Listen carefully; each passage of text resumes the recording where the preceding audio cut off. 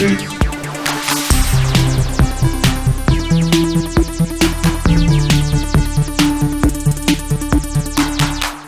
everyone, welcome to GameFace episode 179 on Sifted Games at Sifted.net. I'm Shane Satterfield. I'm Matt Kyle.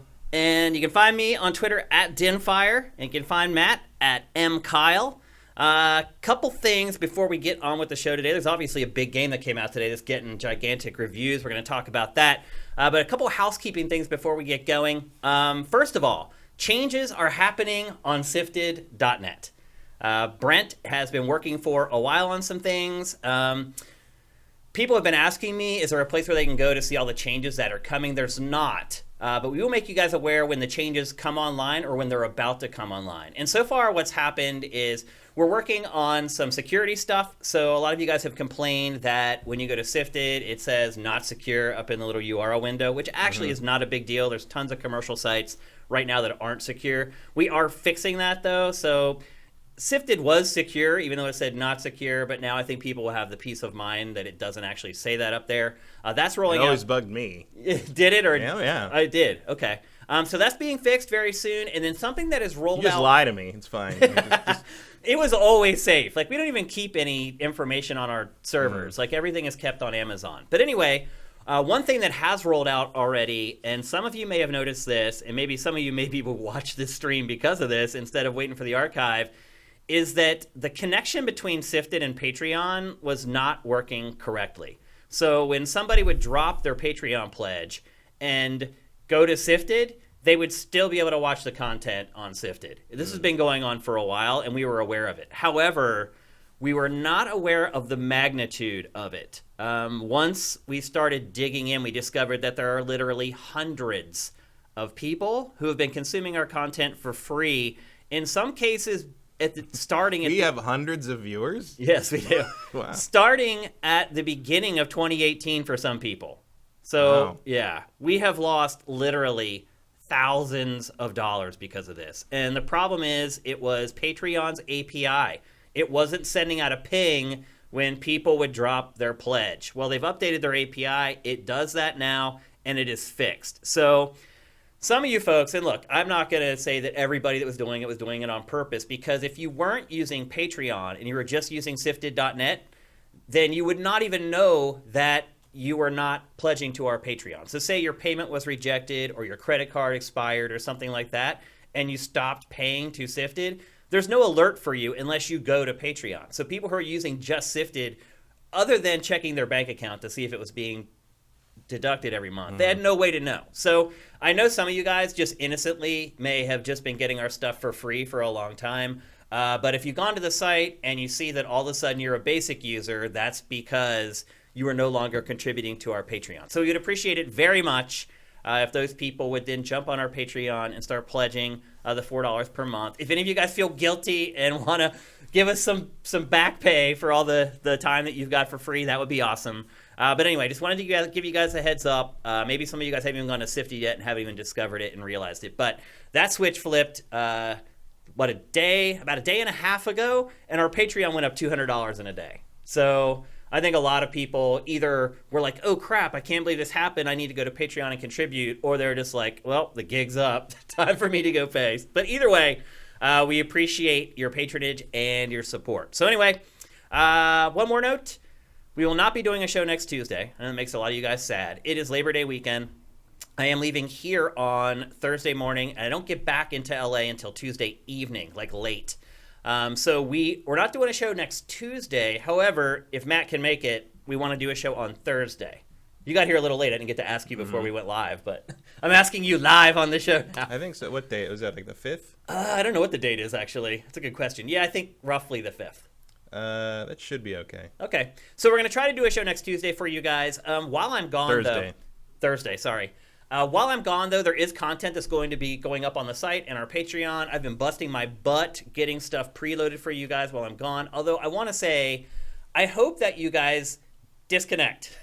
It's Labor Day weekend. It's the weekend where all the hours you put in at your job, you're supposed to just forget about it and enjoy yourself for a few days. Not in Europe. Not in Europe, right. Well, how you can still do it in spirit? They can do Labor Day. Well, except they got to go to work on Yeah, I Monday. know. So. That is a bit of a catch. But American sifters, take some time off. Celebrate the fact that you bust your ass to make whatever living you make, and enjoy your time. That's what I'm gonna do. I'm taking a couple days off. Barbecue makes exploitation by the system okay. It does soften the blow a little bit, though. I will say that. So anyway, that's the last bit of the housekeeping. Let's get on with the show. We're gonna lead things off with a game that just came out today or last night, depending on if you're a digital person, and that is Control. It is Remedy's brand new game, although the more I play it, the more it feels not so brand new. No, well, I mean, right up to like one of the main guys being Max Payne. Yeah. The voice of Max Payne. Yeah. The former director who talks to you as a ghost or whatever. Yeah. Is Max Payne's voice. Yep. And it's directed and written by the guy who is Max Payne's face. So there's some pedigree here. Yeah, I think top level I would say is if you like Remedy's games. So if you it is definitely a Remedy game. Absolutely. And you can see right down to the physics. Yep. Like, don't touch a table or that thing's going flying. Yeah. Like, but even just like the elements. So it has crazy shooting mechanics. Mm-hmm. It has interesting weapon mechanics. It has like FMV in it in certain sections. Yep. It's I would say maybe narratively it pulls back a little bit, particularly if you compare it to like Quantum Break or something like that. Yeah, I mean, it's being a little more, I guess, obtuse with it. I mean, it's not as heavy-handed with the storytelling. Yeah, I mean, it's being vaguer in kind of a J.J. Abrams way. It's trying to make you ask, like, oh, what's this all about? Which it mostly succeeds at early on. It's very influenced by Twin Peaks. Oh, yeah. And SCP. What about X-Files? I get an X-Files vibe Somewhat from this X-Files. game. There's a lot more SCP to this, if you know what that is. I don't. SCP is a website. It stands for Secure, Contain, Protect. Okay. And it's basically, if you don't know what this is, go look it up, and you've lost your day, and I'm sorry.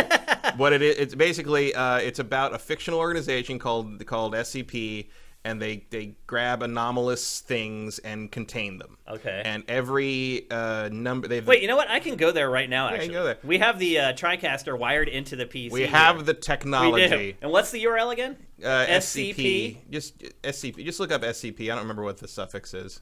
SCP.com maybe or org. I don't remember. We'll wait till we get it up to bring it into the show. That's not it. That's not a consulting firm. No. Okay. Just Google SCP. Is that SCP Foundation, that's it, scpwiki.net. Okay. So what it is so you see... Adam, can you bring this up on the... If you click on the SCP by series up in the little sidebar. Sidebar right here? Click on 1. Okay. So you see there, this will bring up a list of 1 to 99. There's 1,000... they've listed like about 100 here. But if you see in the corner, you can go up to number 5,000. Yeah. Every single individual number is a different, written by the community... and vetted and edited by the community, anomalous object of some kind. What? And it outlines how to contain it, what it is, what it does, and they're all basically written as like creepy short stories. And okay. In matter of fact, SCP-1, I think it's SCP-178 is the first one, the original one that started the whole thing, and it is basically the Weeping Angels from Doctor Who. Is this it? 170, is it 172? Maybe it's 172. The Gear Man? No. Anyway, I don't see it. What is this though? It's like a fiction site, but it's like done up like it's a real organization. Everything. If you click on any one of them, you'll see like there's like redacted stuff and blacked out stuff, like the way that it's made to be like a. Oh, I see. See, yeah. So it's like they redact like all these details to make it seem like an undercover thing. So the idea is that basically like there's all these crazy weird X-Files-y things out there. And this corporation, this company makes sure that no one knows about them. Okay, got it. And which is essentially but it's the same. all fiction. Right. Yeah. Yes, there are no interdimensional gateways being contained by a bunch of weirdos in the desert.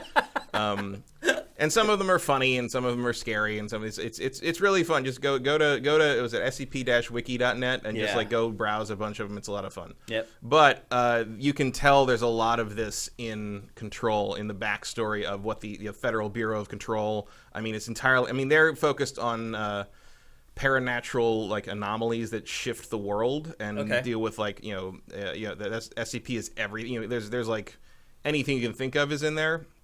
The Control Bureau is entirely based around there are reality incursions and it causes weird things, but there's things in the game called objects of power, which are the things you have to get and cleanse to give yourself new abilities. Yeah, and those are pure SCP. Like a telephone that lets you talk to dead people, pure SCP Foundation. Those are like a creepy merry-go-round course that lets you dash, like total SCP, like absolutely.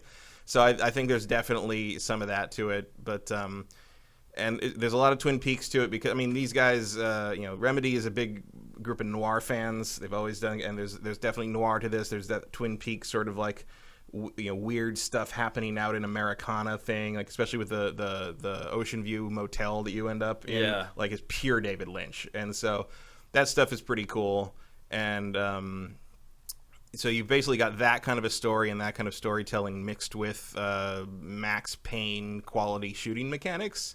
Yeah, we should probably give him a synopsis of the plot. So such as it is so far. I mean, it's so you play, what's her name? I don't even remember. Jessie. Her name. You play as Jessie. Jessie is basically looking for her brother. Her brother who disappeared because again, like the SCP, the Federal Bureau of Control goes to places where one of these anomalies happens and basically lock it down and come up with an explanation and make sure nobody knows it ever happened. It's a government agency that investigates supernatural happenings. Paranatural, right. Now, one of the things I appreciate about this game is it gets the difference between supernatural and paranatural correct. Yeah. Supernatural is something that is involved with like dead things, and paranatural is just something weird. That you just can't explain. Or was it Egon in the real Ghostbusters said that a ghost of a dead person is a supernatural entity. A demon, which was never alive, is a paranatural entity. Learned a lot from J. Michael Straczynski both of which on that. do not exist. Yes. But the lore is the lore. It is, yeah. So she, I think it was like 17 some years ago, her town of Ordinary, as a little David Lynchy there, I think, was the site of one of these incursions, and the bureau came and cleaned it up, and in the process took her brother. Yeah. And she's been looking for him for the last 17 years. And this building, and she finally found the building because only she can see it. No one. It's in New York City, but no one else can see the building. It's called the Oldest House, and it is basically it has the mystical ability to not be noticed unless you're specifically looking for it. Yep. And she has something in her head that she talks to all the time. We don't hear it. Is it the hiss that's talking to her? No, we don't know what it is yet. Yeah. Not at this point in the story. But like she keeps talking about like, we are doing this, and she talks back to it, but you don't hear whatever it is talking to her, and keeps asking herself whether she should tell the people she meets in here about it. So we don't know what that is yet. Like that's another mystery early on. But she's looking for her brother. She comes into this place. There's nobody there. She finds her way to the director's office. And the director has just been shot, whether by someone else or by himself. You don't know. Well, I mean, you do kind of know. Sort of, but because they explain what he was trying to do. But you also can't be sure of anything. Yeah, in this game, you really can't. The idea is that the gun... And she picks the gun up, which is one of those anomalous objects, and whoever can use the gun without going insane or dying becomes the new director of the Federal Bureau of Control. Well, you're supposed to play Russian roulette with it. Mm-hmm. And if it kills you, obviously you're not the director. If it doesn't kill you, then you are the director. Mm-hmm. So she walks in, the gun is laying on the ground next to this dead guy, who maybe was the director. It appears that he had played Russian roulette and did die. And then she picks up the gun and it holds it to her head, and then apparently she's okay. Yeah, that's basically shown by like all the psychic sort of dealings are done in sort of like a little challenge level inside an astral plane. So that's how you solve psychic problems. And then so now she's the new director. Yep. And which is not really what she was expecting to happen, and she has to deal with this anomalous, weird-ass building that shifts around and does crazy things all the time, and everyone expects her to lead the place, and she's just here to find her brother, but she doesn't know quite how to go about breaking that to everybody. Yeah, and then she comes across... Because being the director is like a really rare, like you're chosen sort of thing. Yeah. And so she's caught up in all this mystical crap. All the old employees. She starts running into the old employees who have been taken over by the Hiss. And the Hiss is this evil entity that has kind of taken over the building. Yeah, it's some force or some energy that can like possess people and turn them into basically the bad guys. Right. And only the people wearing these special harnesses were not taken over, as well as some other people who are just weird. Yep.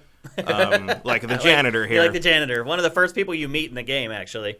Who has one of the most bizarre acts. I mean, I have almost turned the subtitles on in this game for him. Like, I can't understand. I think you're not supposed to be able to understand a bunch of what he says, but a lot of times I can't tell if I can't understand because he's talking weird or he's speaking another language. Well, I think he has a thick Irish accent or Scottish accent. He's a thick Norwegian accent. Norwegian or Swedish. It's definitely Scandinavian. I don't know. It's really thick. I know that. I don't know Scandinavian languages well enough to know what it is, but it's definitely one of those or some permutation of it. As a matter of fact, at one point she asks someone where he's from, and they're like, I don't know, he's from where he's from. Yeah. And it's just like, okay, so it's intentionally supposed to be strange. Yeah. Let's talk about what it's like to play the game. So you have a gun. And that gun... The service weapon. Yeah, the service weapon. And it morphs into all the typical weapons you get in most shooters. So when it starts, it's just a pistol, but then it can be upgraded to a shotgun, and it can be upgraded to a rifle, and then a machine gun, and then a rocket launcher. It's just one weapon that morphs into all these other different items. And it is a third-person shooter, without a doubt. That is the predominance of the time spent playing is shooting. There's no cover system. You can crouch. You can crouch behind stuff, but mostly you're just supposed to move. And I don't like that. That is probably my biggest complaint with the gameplay is the lack of a cover system. I've gotten used to it, but like it was weird at first. I think as you play a little more, I'm farther than you are. I think as you play a little more, it will start to become more and more annoying as the game starts to become more and more challenging. Because this game is not easy. No, well, I've noticed that like here's the thing. Like I've noticed like in the first boss fight and stuff, like they send a lot of additional enemies at you, and I was getting blindsided by them. They spawn everywhere out of nowhere. Around. That I don't like either. The way enemies just randomly just spawn like behind you. Yeah, but I just played a little bit of Remnant. Okay. And the bosses in that are nothing but additional enemies swarming you the whole time. And so like compared to that, this is a vacation. This is a walk in the park. Great. Yeah. So I'm like, oh, I can see how this would be annoying if I hadn't just come off this game that uses as its entire difficulty spike in boss battles. I did not like Remnant very much. Yeah. We actually discussed this last night. Matt was like, should I talk about it? And I think you actually found a great way to discuss it, which is in the context of Control. I bounced right off that game. Yeah. I do think you might want to try it because it is Dark Souls-y a little bit, but it doesn't use this. It has a stamina bar, but the stamina bar is only for dodging and running. It is not for attacks. Oh, okay. So it might be a nice way to sort of wade into the Dark Souls form, and it uses guns more. It's more like a Resident Evil sort of gun-related thing. So it might be, and there's no death penalty. Oh. You just start back at a checkpoint. That's nice. I think I might like that game. So it might be a nice way to sort of wade into the Dark Souls idea without a lot of the things that annoy you about it. Yeah. So I would say give it a shot. To me, it all feels very rudimentary in that regard. Like the lack of death penalty turns me off tremendously. It's not too easy because it is hard. Like the boss battles are hard, clearly meant to be done co-op, but like it's just the level, the risk reward level is just not there for me. It's like, oh, I'm dead. I just got to do it again. Like I don't care. Like the thing that kept me playing Dark Souls when I die is I got to go get my stuff. Oh yeah, sure. And like this just makes me turn it off. Now you're like, I'm dead, and so I am enjoying Control much more. Even though it's a very different game. Yeah. Control at least interests me in a way. Which it didn't before. I mean, we talked about that before. Like I wasn't very interested in this game. It's been tracking horribly on Sifted, like horribly. Like no one seems interested in it. Now that the reviews are coming out, it's starting to spike. But yeah, before that, like I mainly played it because I'm like, well, we're going to talk about this, so I better play it. But I actually like it a lot. I am pleasantly surprised by this game. I mean, overall, I would say that's my impressions. The gunplay is good. Yeah. The aiming feels good. The headshots feel great. Headshots are great. We talk about that all the time on this show. Like, satisfying headshots, this game has them, man. Like, their heads pop, and they spray almost like a volcano, like, into the air, and then they just kind of disappear in a mist. It's not a particularly bloody or violent game in that way. I mean, you're seeing a lot of corpses laying around, but like, it's not. You're not causing the gore. Yeah, there's not a lot of gore really anyway, though. No. Yeah, it's not really graphic. I think it's a T rating. I'm not even sure this got an M, to be honest. I would imagine that shooting this many people get you an M. But there's supernatural spirits. Yeah, but there's also red blood everywhere. So I think that gets you an M no matter what. That's true. Because even if you're not killing them, the dead people do have pools of blood around them. So I think the gunplay feels good, which is really important because you do it all the freaking time. I would like a cover system, and I think as you play more, you'll start to wish that there was one. I don't know if I will because cover systems are not the end all be all to me. I mean, I can crouch behind a thing and then I can pop up with the aiming and shoot and then move again. Like, it's fine. It doesn't bother me. And I'd rather not have a sticky cover system when I can avoid it, just because I feel like that's a bit too much of a crutch for some people. I don't think Remedy would use it as a crutch, but their gameplay tends to more want you to be on the go. I've died a lot of times. I'm okay with that. I've died a lot of times and having no idea who shot me. Mm-hmm. And I'm like crouched behind cover and boom, I'm just dead. I've died a lot in this game. Well, I don't. It can come really fast. Well, if they throw a heavy hits you twice, you die. You don't have a lot of life, but what I'm saying is, don't take cover. Like, I mean, it even tells you in the tips, like, move. Like, yeah, I mean, cover. That's the first tip it gives you. Cover is for if you're caught and there's nothing else you can do, and you have something to duck behind, do it. But like most of the time, to throw enemies' aim off, you need to run. And the way it works though is that's why there's no stamina bar. Yeah, the health bar is really, really short in this game. And so it can get down to 0 very quickly. So after you kill an enemy, these little white shards come out that replenish your health.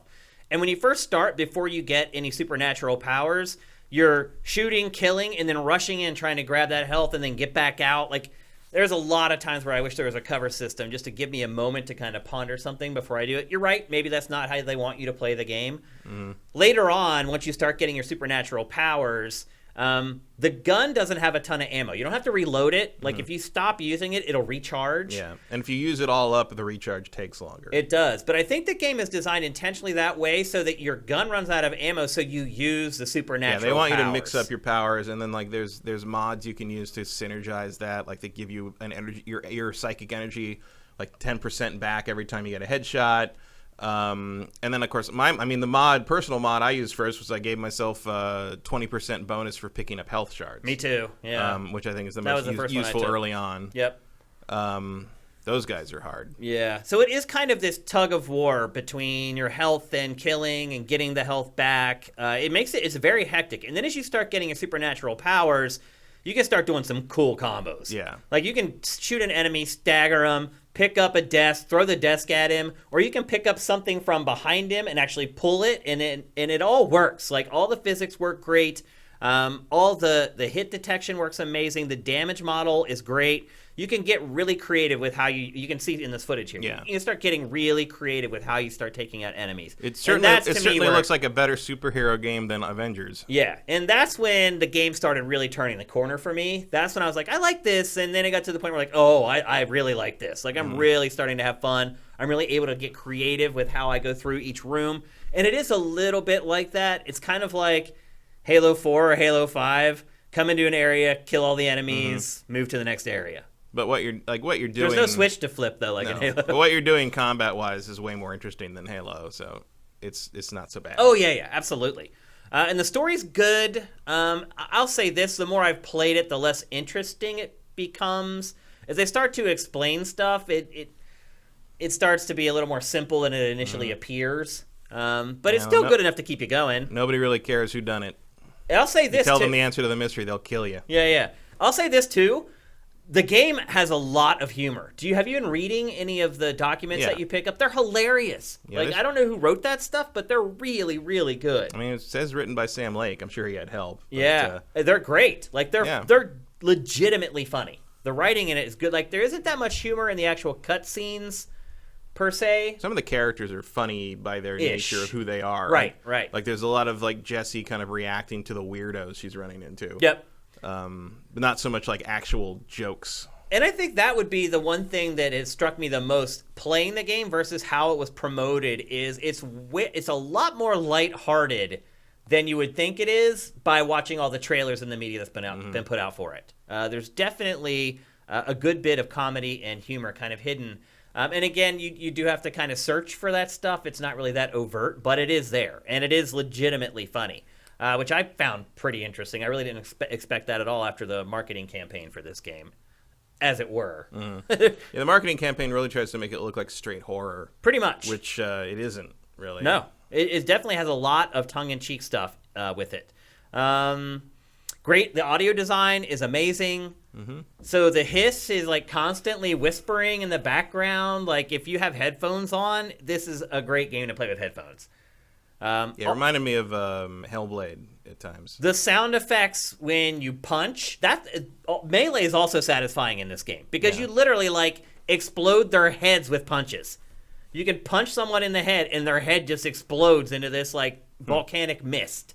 And I think it feels great. Like the traversal itself, the running and the climbing and stuff like that stuff feels a little Mm-hmm. Like I never feel like I know for sure if she's going to grab onto a ledge when I jump for it. She almost always does, but I don't have like supreme confidence in the jumping and the clambering. I just use like the air dash to kind of make sure. Yeah, a lot of times. Yeah, that helps for sure.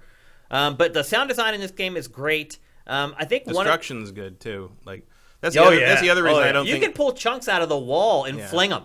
That's the nice thing is like one of the things that like a lot of games that have like the telekinetic like grab an object and throw it thing. Like you're limited by the fact that like you have to find a thing and target it and grab it. Yep. In this, if you haven't targeted something specific, she'll just rip a chunk out of the floor and throw it. Auto target it. Yeah, and that was really smart actually, making the supernatural powers auto target so you don't have to actually aim them. It allows you to freestyle a lot more when you're in skirmishes, and I think it was a really smart move. I think one of the big concerns is the game's length. I saw on YouTube that somebody has already finished the game in about 5.5 hours, which means it's probably about 10 hours. Yeah, that's a speed run, no question. I mean, I think if you do everything, it's probably 10 to 15, which is about as long as a game like this should be. Yeah, I could see by the end of that 10, 12 hours, I'll probably be ready to move on. I mean, it is pretty strongly a Metroidvania in a lot of ways, and that's about you use the map about as long as I want to play that. You have to use the map a lot in this game. You just tap up on the D-pad and you can toggle it on and off. But you have to. It's like a Metroid. You have to constantly look at the map. You do know where you need to go. Usually, it's not like a secret. Like it's not like Metroid sometimes gives you an obtuse like clue, and you have to figure out where you want to go. This tells you where you need to go. Yeah, although it doesn't guide you. Right. Like you have to figure out how to get there. Yeah. But it will just tell you like go to the executive wing or like go to the mailroom or whatever early on, and like you just have to find your way there. So there's no like objective markers or anything like that. You just have to go do it. Checkpoints can be a little brutal in this game too. Yeah, like it pays to checkpoint properly, although it does save anything you pick up and anything you do. You don't have to go pick up a collectible again. And it also is smart enough to not repeat dialogue most of the time. So I appreciate that. I appreciate not making me listen to the same conversation over and over. But there are some checkpoints where you have to get through like 2 big battles before it actually saves the checkpoint. And if you die, you have to fight those same 2 battles over again. So it doesn't hold your hand, I guess. And some people may appreciate that. Although that still means you get more materials and more, upgrade stuff. I mean, you keep all the stuff you get off the enemies you kill before you die. So. Yep, you do. Absolutely. But I think if I could sum this up in a sentence, it's PsyOps 2019. Yeah. With a better story. With better everything, really. Well, yeah, I mean, like I said, 2019. Yeah. It has all the trappings of a 2019 game, but it's essentially PsyOps.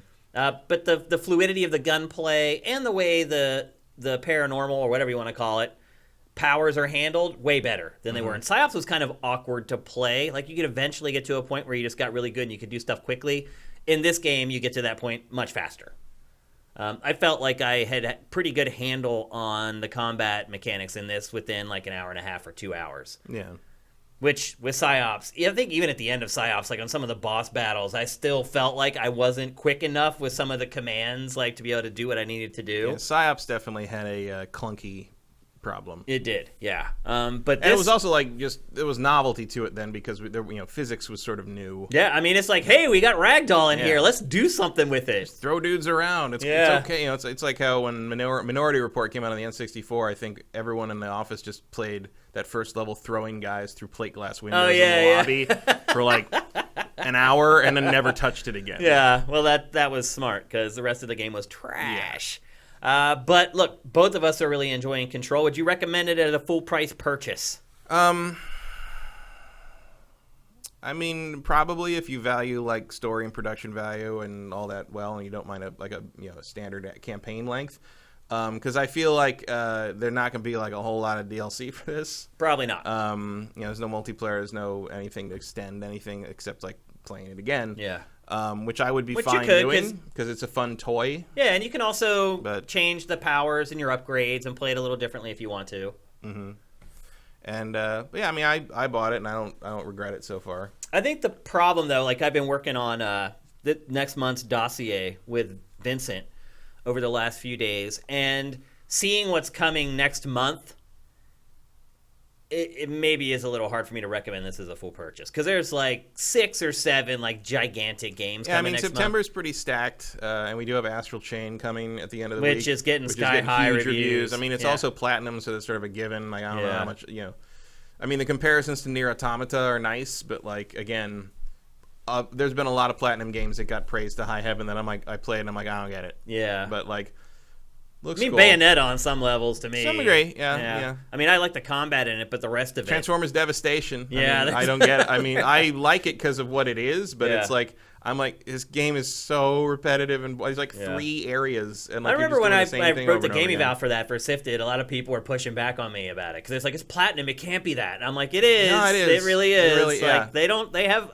like several. Believe teams. me, I am the target freaking audience for that game, and I'm like, this is it. Like, this stuff is cool too, by the way. The shows that play on TVs, they're crazy. Yeah, they really put a lot of effort in like the live action stuff. There's a puppet show. Yeah, that is so bizarre. Weird as hell. It creeps me out. It's great though. There's some good stuff in it. Yeah. Yeah, I mean, it's just tucked away. I'd like to see some. I'd like to see some making of featurettes on this or something. I hope they do some like behind the scenes things. Yeah. So for me, these guys really, no one. I mean, for all the similarities their games have, no one else really makes games the way Remedy does. Like they do have a style, like whether you like it or not, and whether it sells or not. Alan Wake. It doesn't really. That's the problem. Yeah, maybe in part because of how there's the satisfying melee I was talking about. Yeah, melee's good. It just shatters into like a billion pieces. I don't know. It's hard for me to recommend this at full price. Between the fact that there's so much good stuff coming in the next few weeks. I mean, I would say and basically it's kind of short. I would say if you think what we've been talking about sounds interesting, you should get it. Yeah, it's not like the other things coming out are going to be replacements for this. No, they're just going to be other things that are worth playing. I also think it's that's a good point actually. I also think it's a perfect game for the adults among us who are at this place where they're like, you know what? I never finish games. I wish more games were 10 to 15 hours long, so I actually got the satisfaction of completing them for once. This is a perfect game for those people. Yeah. Because literally... Because you can. Yeah. You play it off and on for a couple of weeks, you're going to finish it. Mm-hmm. I mean, if you play 2 hours a day, you're going to finish it in a week. So in that way, I think it's maybe a good fit for older players. Plus, it's kind of heady anyway, and I think will appeal to someone who's maybe a little older and more sophisticated. And if you like David Lynch, that kind of like Twin Peaks kind of thing... it'll be interesting if you're into SCP Foundation. They made an SCP Foundation game. I mean, that's literally what this is in a lot of ways. Like, I would be shocked if that was not an influence on this game. Yeah. And by the way, the B-roll we've been showing you of this, the first piece of B-roll was stuff that Remedy put out, and then this other stuff has all been from the beginning of the game. So we haven't spoiled anything for you guys.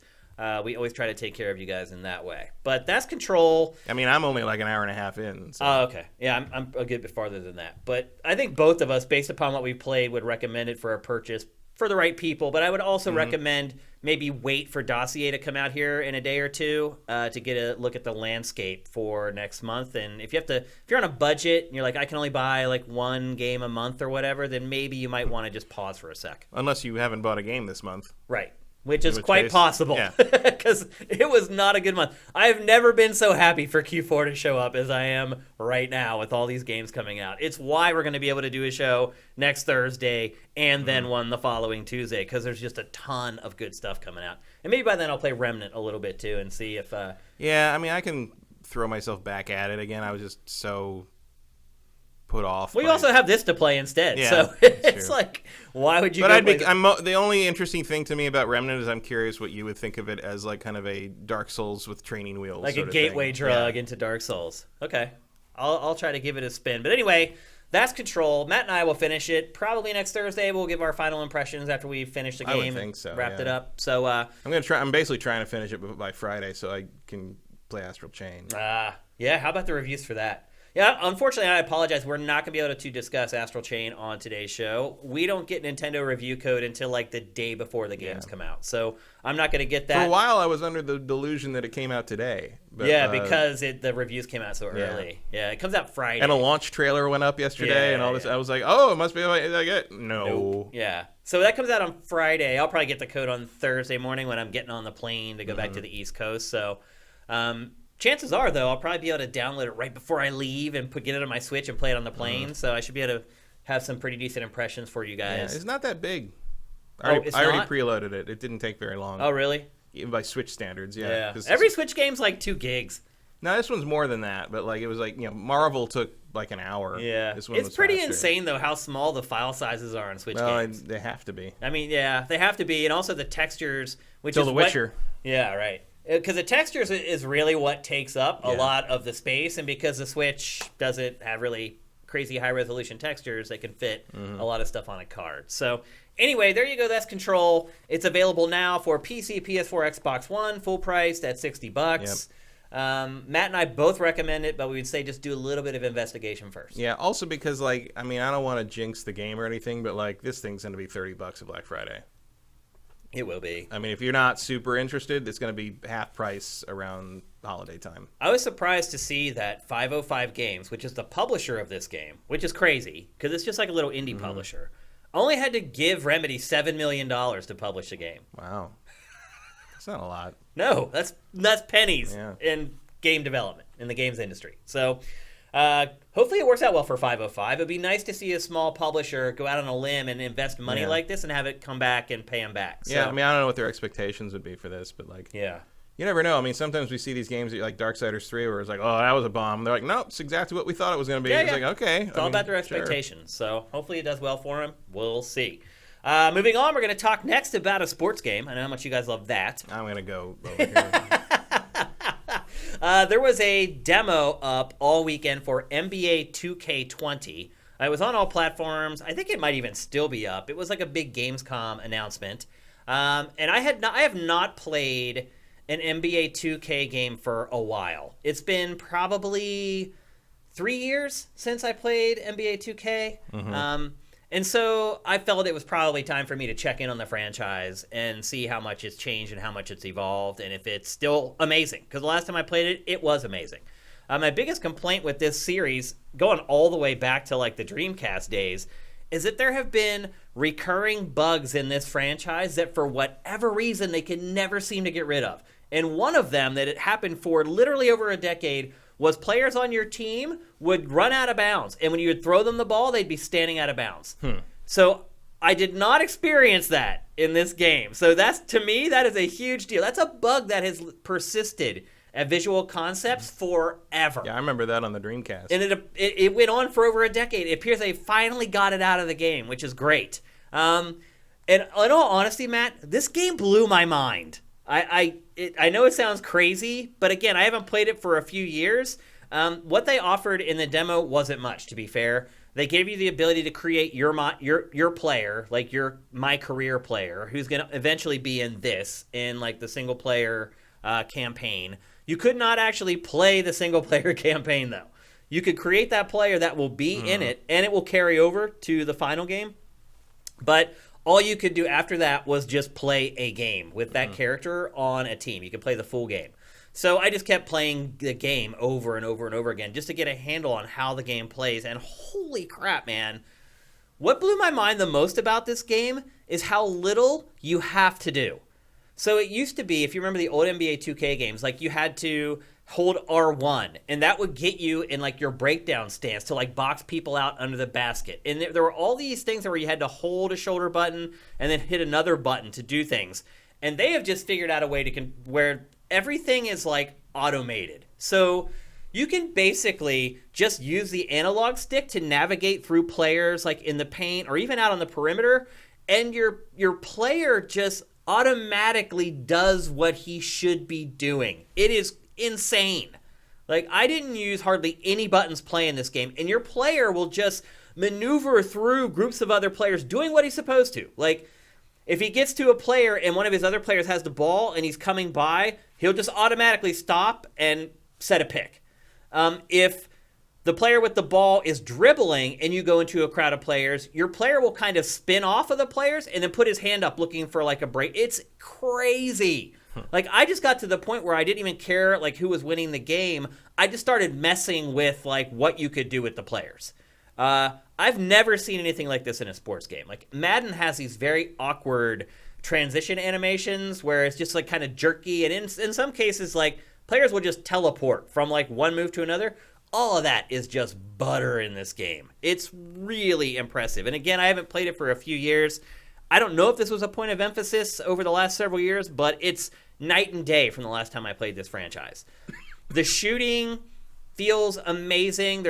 I like that there's multiple ways to do things. Like, if you're an old schooler and you just want to shoot with a button, you can do that. And it's all timing based. There's a little meter that shows up, and it shows you a sweet spot of when you hold in the button and when you're supposed to release it.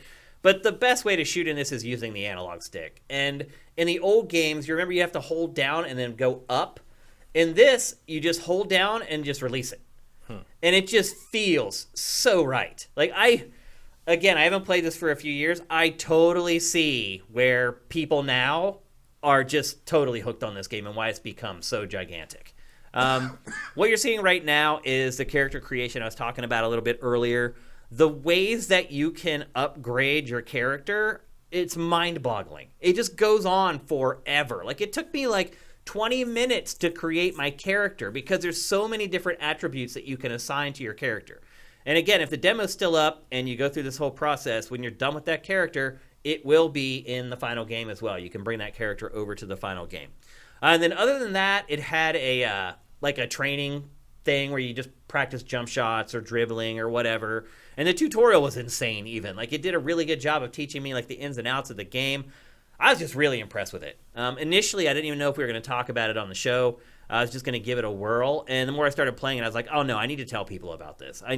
People need to know how good this game is, how well this game is shaping up. So, again, we don't talk about sports games very often on GameFace. I know most of you guys don't give a crap about them, and therefore we generally tend to avoid them.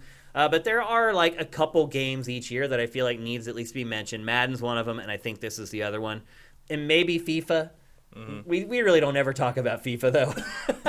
sorry, folks in Europe. Maybe this year we will. But I was really impressed with NBA 2K20. Again, the demo might be there if you want to play it. I played it on PS4, on a PS4 Pro. I can definitely see, except for the camera being way more dynamic, I could definitely see someone coming in and not realizing this is a game. Oh, it's unreal, dude. It is unreal. Like, you can see me, I'm number 4 there. And I'm just like, look, I'm not hitting any buttons. Everything that number 4 is doing right there is just happening. I'm not hitting any buttons. Like, he just works his way through the players in the lane all on his own, and it looks completely real. So, kudos. This game looks hot. I may actually, like, play this game, meaning, like, get into it and, like, try to become good at it. Yeah, I'm interested. Basketball is, like, my least favorite major sport. Like, I just don't... It's baseball for me. I don't get it. Yeah. Like I don't know. Basketball's next. So, for me, the hierarchy... Football and hockey are very close. One year I'll pick one or the other, but then it goes basketball, then baseball. I mean, baseball, and then probably soccer. Baseball's probably my favorite. Actually, I think I may like soccer more than baseball now.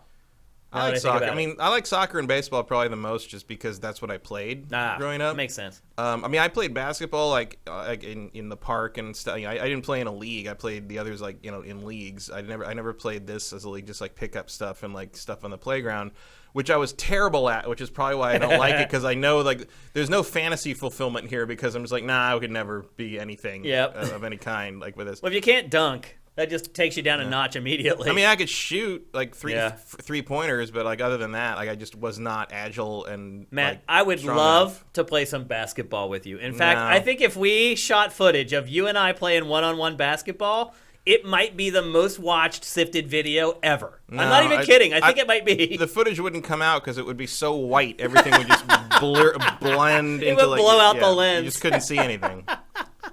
Yeah, Burko was in LA a couple weeks ago, and I went out and had lunch with him, and they took a photo of us. His wife took a photo of us, and he posted it on Twitter. And the first thing I noticed when I looked at it was that my legs were literally like reflective white. It was insane. And I commented on him, like, who has the whiter legs? And I definitely had the whiter legs. My legs haven't seen the sunshine in way, way too long. Yeah, well, owning your own business makes you something of an indoor boy. It definitely does, absolutely. So anyway, that's NBA 2K20. We're never going to spend a ton of time on sports games, but I definitely wanted to get it on your radar. Those of you who are watching this, if you watch like the replay, again, when we show this footage, watch number 4. That's me controlling a character. I'm not hitting any buttons, and just watch that player and what he does as he goes down the court. He reacts to everything exactly how he should. It's mind-blowing to me. So the amount of work that went into that, it's just, watch him. Like, I'm not doing anything. He's just constantly reacting to all the players. It's amazing. So there you go. You're right. There's no like Madden style like jump to animation back and forth. It's all butter, man. It's really impressive what they've done. Again, they've been doing this for 20 years now. They should be good at it. But I don't. If you're, it's hard to believe it started with just 2K. I know. No number. I know. If you're EA, why do you even try? There's no way you're going to beat this game. For the most part, they don't. That's their problem. Yeah, I mean, that is the problem. In like everything. It's funny. I saw people on Twitter talking about like, so is Battlefront 2 like equal to Battlefront 2 now, like the old Battlefront 2? I mean, in my opinion, no. It's not. Like, I think until you add Galactic Conquest, it ain't. Yeah. Because I love that mode. I'd agree with that. But like the thing where you take over the planet, it's a single player mode, so EA probably didn't care about it. But like they just, I mean, that's why they had to get the NFL license exclusive, because otherwise they're going to compete with these guys. Yeah, imagine and these if guys were whooping their butts. Oh yeah, imagine if these guys were still making NFL games. Oh yeah, imagine how much better that would be. What was the last year? 2005? Was that the last year for NFL 2K? 2K5 sounds right. Yeah, and that game was amazing. It's like the best NFL 2K ever. I think there are people who still play it to Wouldn't this surprise day. me. Yeah. So. I mean, I put in, because when I hooked all my old systems up in the new house, because I suddenly had 2 rooms for it, I put in, I still have NFL 2K, and I put that in. It still looks pretty good. Like, it's not, for the time, like, it's smooth. Oh, at the time, it was mind-blowing. Like nothing else. Yeah. It was 60 frames a second. Oh, it was ridiculous. Yeah. Hands down, at the time, the best football game ever. Not even close. So anyway, there you go. NBA 2K is coming out pretty soon. Training camp for the NBA and the NHL isn't too far off, and usually that's right around the time that it comes out. So keep an eye on it. If you like basketball, I highly recommend downloading the demo if it's still up there. All right, it's time to move on. We're going to go from basketball to Nazis, Matt. That's a very different sport. A smooth segue, a different sport. So this week, Bethesda. Mavis Beacon teaches punching. Here we go. Yeah. So this week, Bethesda put out a statement stating that it's bothered by the fact that some people are offended by killing Nazis, and it seemed to allude to the idea that the alt-right Nazi people are the reason why their games aren't selling. Yeah, I mean, it is true that there are an inexplicable number of people who seem to have a problem with killing Nazis, or think that killing Nazis makes the game political. Yeah. Oh, okay. I mean, I guess you're technically not wrong, but like Nazis, zombies, and aliens are like the 3 safe enemies. Yeah, in video that's games. the trinity of safe enemies. It's no one has a problem with this. That was always the truth. And honestly, I'm surprised we got to Nazis before zombies. Yeah. You'd think that people would care about zombies before Nazis. Yeah. Undead Americans. Yeah. I believe is the name. But so on one hand, yes, I agree with them that like that is stupid. It is. On the other hand, I don't think Youngblood or New Colossus sold any worse than all your other games that don't sell very well that aren't called Elder Scrolls or Fallout. So I really don't think that's the key. Yeah. For whatever reason, Bethesda just has a lot of trouble selling the games that aren't Bethesda in-house. Bethesda's too soft. What's the name of the? I mean, Elder Scrolls. What's the name of the in-house? That's what I mean. Like the Bethesda Studios. Is that what they're called? Bethesda Game Studios. Bethesda Game Studios. Like those games sell. Well, not, except Fallout 76. But that was also like a cooperation. And Doom. I mean, Doom does fine. Yeah. Everything else. But everything else just, no matter how good it is, like they don't make bad games. They just don't. They make really good games. They just don't sell. I mean, I don't know. Prey should have sold way more than it did. I mean, I would argue that almost all of Bethesda's games should probably sell more than they do. Yeah. I don't think they're good enough to sell what they're selling of their other franchises. No, like I mean, none of these are going to be 10 million sellers, 10 million plus sellers like Fallout and Elder Scrolls. But like, I mean, Prey, I could have seen 5. You know, I could have seen something. Yeah, it deserved. Yeah, almost everything they put out deserves 5. You know, the Wolfenstein games are great. I love the Wolfenstein games. I love Doom. Like the new Doom is fantastic. Like I think that one actually did sell pretty well. Do you think we've reached Nazi fatigue? Because look, we've been killing Nazis for a long time. I am tired of Nazis. Don't get me wrong, but I'm not tired of Wolfenstein. Yeah, because Wolfenstein just feels and plays great. Oh yeah.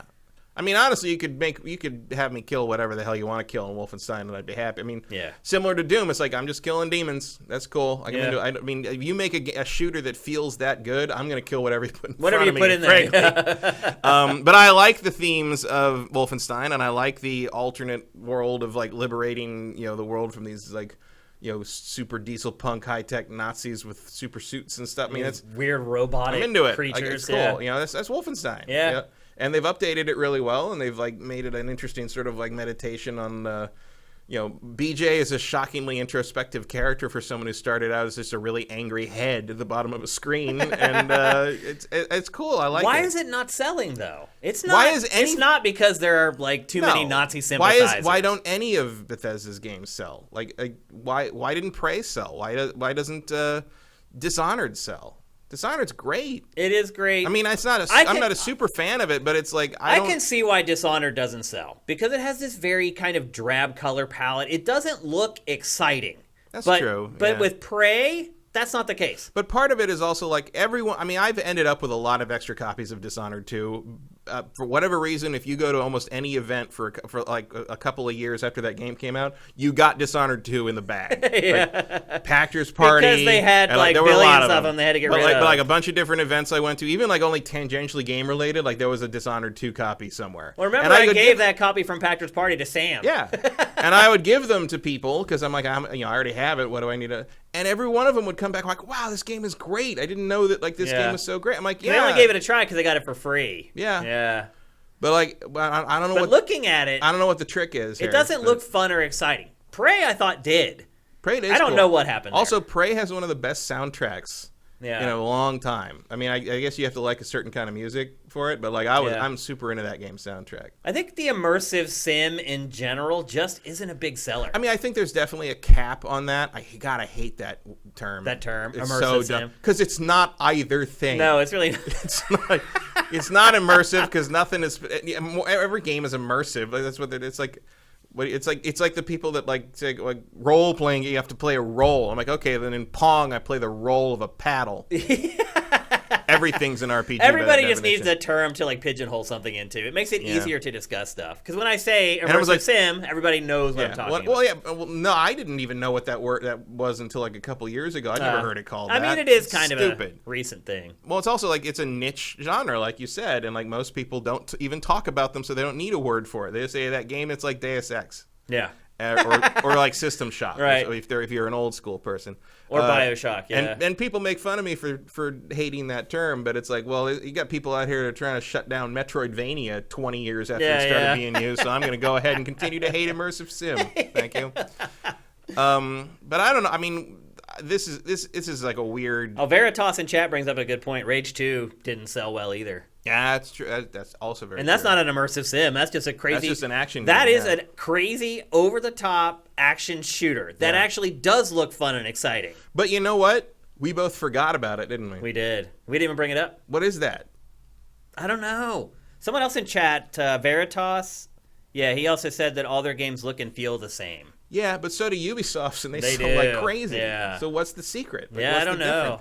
I mean, this is maybe a weird. It's how they're marketing them or where. This they're is a weird putting thing their to say. ads. I mean, it feels to me like you say this about the Nazi thing to basically like get attention. Like basically, right? No PR is bad PR.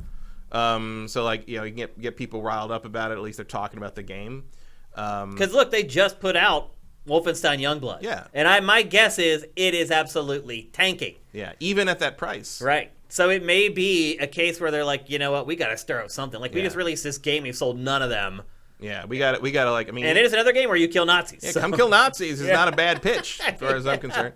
Yeah. You know, because you got to do something when there's no protest on. Right? Exactly, yeah. But yeah, I don't know. It's puzzling. But I think it plays. I'm sure Bethesda's more flummoxed than we are. I'm sure. They're like, but what do we got to do? It plays into what we've been talking about this for literally years. Like, why don't Bethesda's non-Bethesda Game Studios games sell better? Yeah. And like you understood why when they were putting out stuff like Wet, Yeah. but like Or working on Battle working Cry. on Battle Cry, or what was the other? God, what was the other thing? There was. Did they do? They didn't do. Was it? What was that shooter? The competitive shooter. Began with a B. It was one word. It wasn't Breach. It was. I don't know. Brink. It's a Was it Brink. Was that Bethesda? Was that them? I don't Or was think that so. like? Was that someone else? It was definitely East Coast. I can't remember who made that. No, I thought it was made in Europe, Brink. Brink. I thought that was East Coast. No, I thought it was like Funcom or something made that. Maybe it was. Yeah, I could probably look it up. Brink. It's Someone else mentioned. It's beautiful having the internet. Majora Tom also mentioned Brink. I think they published it. Let me take a look. Actually, I don't even know if we have that like added to Sifted yet. To be Rogue perfectly Warrior honest is another. I mean, Rogue Warrior was a weird ass game. Rogue Warrior you could finish in like 10 minutes or something. If I remember right. Yeah, I don't think we even have. Oh no, we do have it. Bethesda, you're Yeah. right. Splash damage. Splash damage. Yeah. That's what it was. Yeah, they're the ones who made enemy territory quick walls, Yes. which they would say over and over when they talked about Brink. But yeah, I don't know what it is, but Bethesda blaming it on the rise of alt-right psychos is just the biggest cop-out ever. Yeah. Like, I mean, it's definitely a phenomenon, but I don't think it's a phenomenon that like impacts. I mean, it's weird and it freaks worldwide me out sales of a that there are major that game. many people that are like that, but Oh, it has absolutely. nothing to do with the sales of their games. No, because then it's like, what? So what was the problem with Prey? Like, Right. people don't like killing slime spiders. Yeah. Like that was, it's not a. That's not a There thing. is something endemic to these releases that are not Elder Scrolls and Fallout, and they need to figure out what it is. It's Especially because they don't have an Elder Scrolls or a Fallout coming for a long time. I mean, it's got to be where they're advertising or who they're advertising Yeah. to. And you know what's going to be real interesting? Like, is Starfield. Yeah. To see if Starfield sells like a Fallout game or if Starfield sells like everything else they put out. I mean, another part of it, too, is that the games that are developed by their in-house studio get a lot of hype. Yeah. I mean, they're on every list. Like, there's stuff that isn't developed by those teams. Like, Say what you will about they Todd get Howard, but he coverage. moves product. He does. Like, I mean, he got people to buy Fallout 76. Yeah. So he's like a master marketer. So I don't know. Like, I think it bothers me that Bethesda did this. I have the master marketer. Oh, right there he is. It bothers me that Bethesda did this. I have a lot of respect for Bethesda because I know them. I know them personally. Like, I know their head of PR. Like, I was at her house one time hanging out with like her kids and her dog. Like, I know these people. And I know they've been in the industry a long time. I know they get it. It's perplexing. Yeah, to I say mean, the least. I know a lot of Bethesda people. I like them. They're people that we wave to each other when we see each other on the floor at E3 or whatever. I like pretty much everything they put out. Like I do too. Yeah, Like it's all good usually. Yeah, like the last game they put out that I didn't like was probably Wet. Well, it was Fallout 76 for me. Well, okay, I didn't buy that because Todd didn't get me on that one. Yeah, you were one of the few. But I'm waiting for Starfield. Yeah. Or Elder Scrolls if I live that long. Look, I think Starfield will be gigantic. I just do. Like, I can just tell. Like, I mean, they need it to be. It would be nice for them to have a third pillar, but the problem is like, it's one studio making all three of them. I know. Like they need. I mean, Doom is fine. Doom works. Yep. But like, clearly, Doom is a hit. but it's gonna sell 5-6 million probably. Yeah, I don't know what the numbers were for the first one, and I mean, they got a good thing going with Nintendo. I'm sure they're getting paid by Nintendo to put all these games on the Switch. Yep. Which is exactly how they should be. I mean, Yep. That's great. Well, they're one of the few third-party publishers who figured it out and actually got on board. So hopefully that pays off for Bethesda. But man, maybe it's get on been board one... with. I assume they are on board with Stadia. If they can get like that new market over in Asia, like I mean, that's a lot of new money for them. they've already announced Doom Eternal for it, and so they're on. That's a good revenue stream for. That's all. There's 200 million potential new customers to have not played Fallout or Elder Scrolls or Skyrim. I mean, you can still Skyrim to so many more people again. I mean, Skyrim has probably outsold all these games we just showed Combined. since these games came out. Yeah, I bet you they've sold more copies of Skyrim. of those games. It's possible, yeah. I mean, obviously for less money. But... yeah, but still, it's pretty crazy to think about. I mean, what is Bethesda's last hit is like Fallout 4. Yeah. That's its last mega hit. Pretty much. That was a lot. That was unless, like when Sifted just started. Like, unless you count, like, Fallout Shelter. Right. Or, like... Yeah, the mobile stuff. They do pretty well on mobile. Blades is apparently doing pretty well. Yeah. And look, I'm not railing on them because they haven't had a ton of success. I'm railing on them because they're trying to use as the lower third says, the worst excuse ever for poor sales. Well, I think they were literally just saying, like, hey, if we say this, we'll get some traction and people talk about it. Here we are. Some of the people who talk about it are going to buy the game. So maybe they got the last laugh on us, I guess. Because here we are sitting talking about it, doing probably exactly what they wanted us to do. All right. Got us. Yeah. Got us again. Yeah, he did. He's going to keep getting me until I probably die. Until he dies first. Who knows? We're about the same age, I think. No, Todd Howard is eternal. He is, and he is also much healthier than I am. Yes. So he's definitely going to outlast me. He also has a lot more money to make sure he lives longer than me. So, all right, let's move on. We're going to talk next about a little game that released. And I remember when this game was first announced and we got the debut trailer for it, I was like, whoa, like, holy cow, that looks freaking cool. And then it just kind of disappeared. I mean, it was still around because I followed this one because I was interested. And the first game was the only time I've ever stumped Sifted because you didn't have a page for it right. when I picked it as my favorite indie game of the year. Well, that's right, yeah. The first Rebel Galaxy. But this is way different. Rebel Galaxy it's very Outlaw. different. So Rebel Galaxy 1 was like a capship game. It was like it was basically like someone took the gameplay from the ships in the Assassin's Creed games and turned it into a spaceship game. You couldn't go up and down. There was no Z-axis. You just sort of flew around on a 2D plane in this giant ship, and when you had a fight, you did like broadsides, and it was like a ship battle in Assassin's Creed. Now, and the hook of it was that it took place in this sort of like weird like rockabilly like space universe, and like they had all these radio stations with like these like I don't know what the genre term is for the music, but it's like electro country kind of. It's crazy. It's like music. That is a genre I've never heard of. They're based in Texas. The main guy who like he's like the leader of the team. It's not a very big team, and it's you never heard music like this before. It's like I definitely haven't. It's electro country. I don't know what the real word for it is, but it's like it's great. It sets the tone. It's like futuristic country. I hope it's better than that song that's huge right now. That's like country rap, country hip hop. Oh, no, it's totally because that song is terrible and it's gigantic. No, this is like weird. It's like electric country. It's I don't know how else to describe it, and and so that was sort of Does the it have hook. a slide guitar? That yeah, there's a lot of it. Okay. I mean, there's 21 hours of music in the new game. Like, whoa!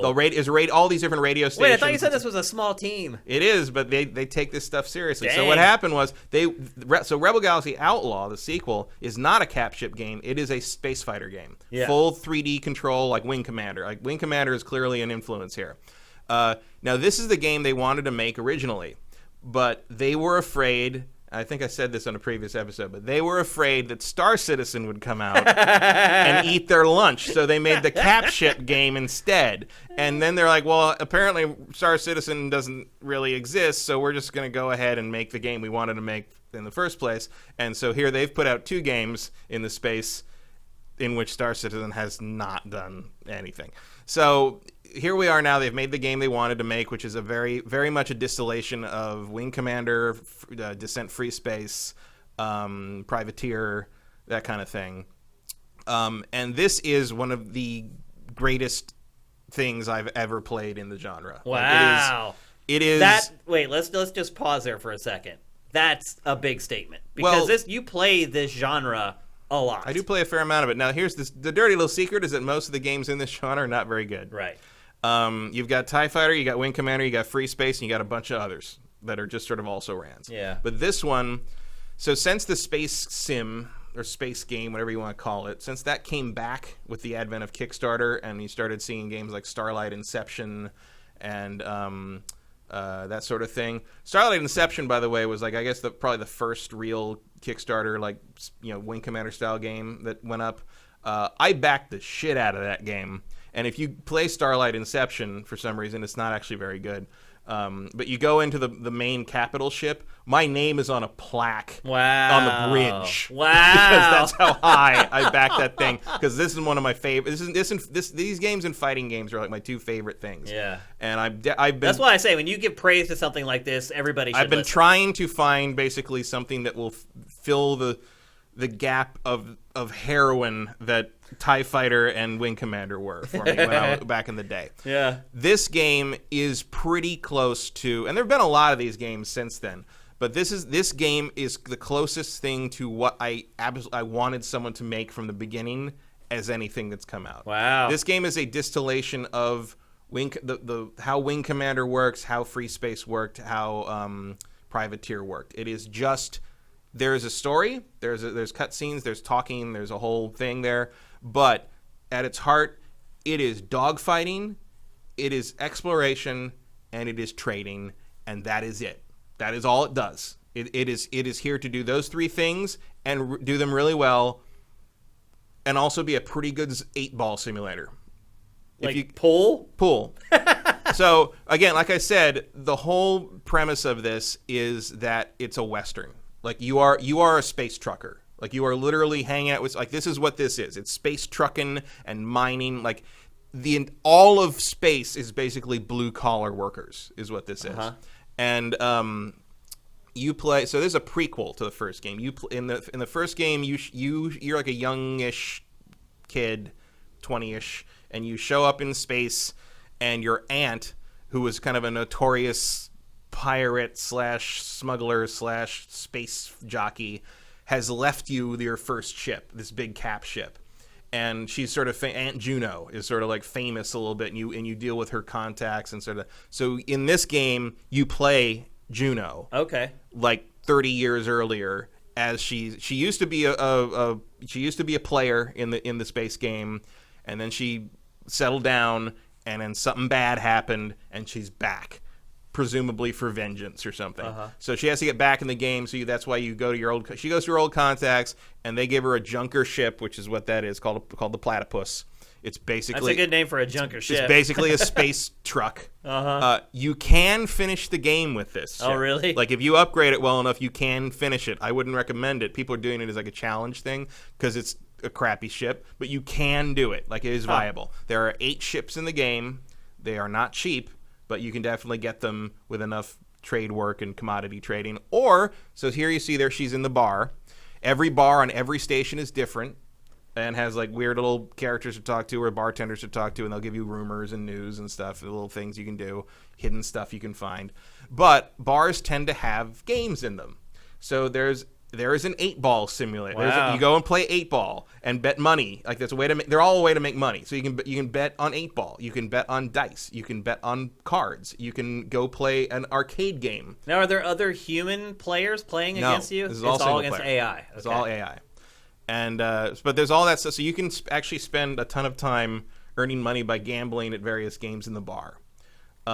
Which is bad. And then you flip all that money to buy ships, basically. You either buy ships or basically, Can you upgrade existing ships? Yeah, you can upgrade all different things. You can upgrade your weapons. You can upgrade your defense. You can add ECM. You can add better armor, better shields, better different kinds of guns, better power plant. So like one of the way, like adding more guns means that you draw more gigajoules from your power plant, which means you can fire your guns for less time before they have to recharge. Right.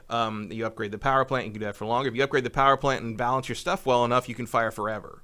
But that obviously you're using low-powered weapons or weapons that use actual physical bullets, which take time to reload. Does that affect how your ship flies as well? If you take power for the weapons, does it keep it from flying as fast? Yeah, actually you can, especially if you get damaged. If you get the damage model in this is actually really detailed. So once you get through the shields and the armor, you can have systems damaged. I've had things where like it doesn't fly up anymore, like the retro rockets that make you fly up, they're damaged, so I can't pull up. Okay. I have to like completely adjust my flight style.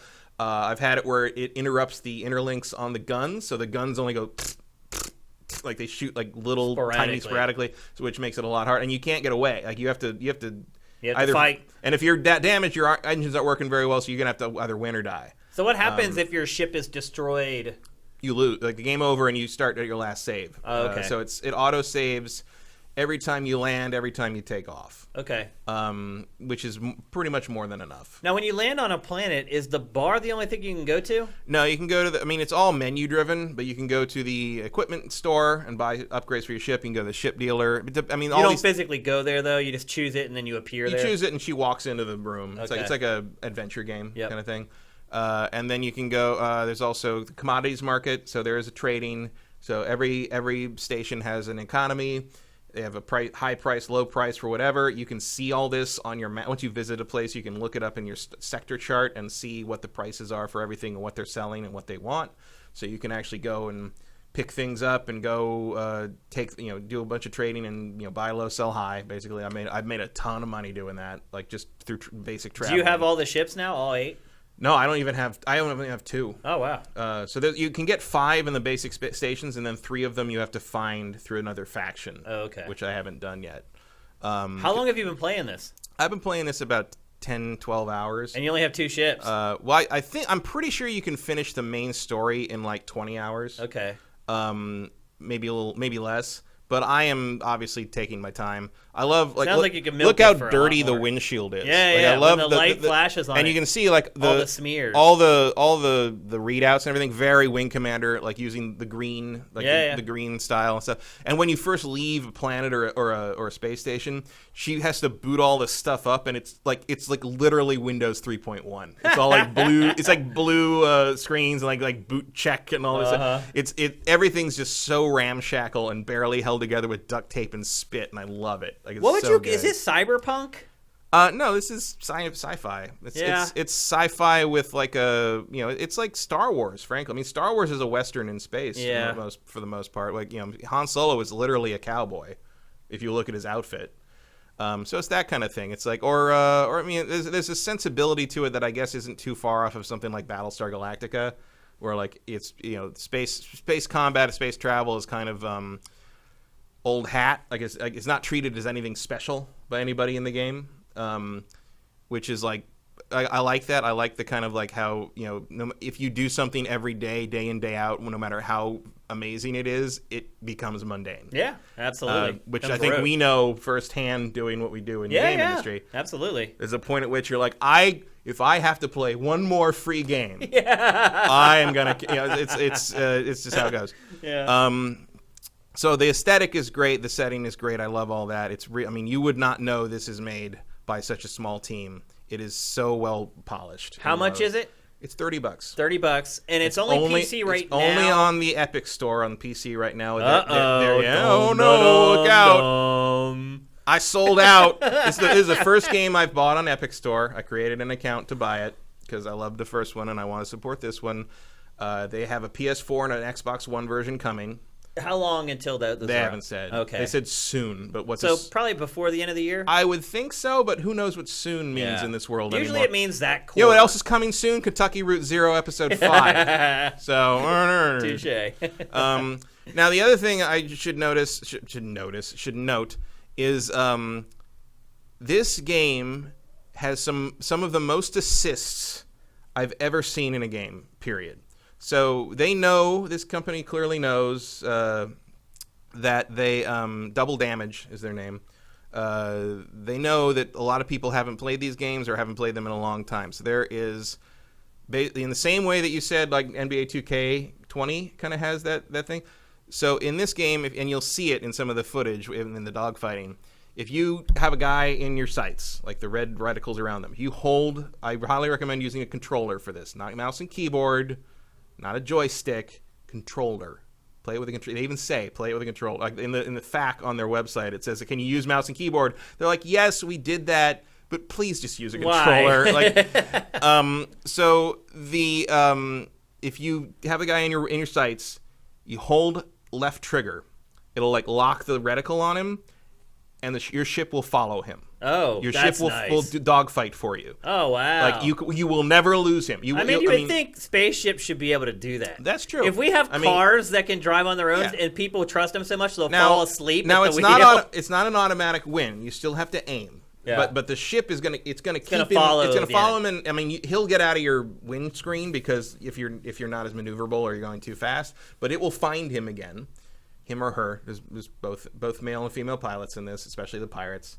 And you get them in your sights, but then you have to fine aim. So like you'll see the little like reticle that says like if you shoot here, you'll hit them. You know, like so many of these games do. So basically, it's just teaching you how to lead. Teaching you how to lead. It teaches you kind of how to turn, where to turn, how to follow these things. And then when you're there, you need to kind of fine aim around the reticle and sort of make it happen. And you can let go of L trigger and stop tracking it whenever you want. Like if you want to like not be tracking them automatically when they're in your sights, that's fine. But you have to have them in your sights to track them, so it's not like they can fly off your screen and then you hold L trigger and just automatically it's just going to automatically follow them. Yeah. So that is great. Like I don't use that too much because I don't need it. I mean, all space combat games should have that. But yeah, it's great. a feature that they all should have. Every time nothing of interest is happening, you can hold, just like Wing Commander, you point at your destination, you point at your waypoint, and you hold the A button and you autopilot to it. Yeah. And it'll interrupt it if there's like a distress signal or like a random encounter or something on the way.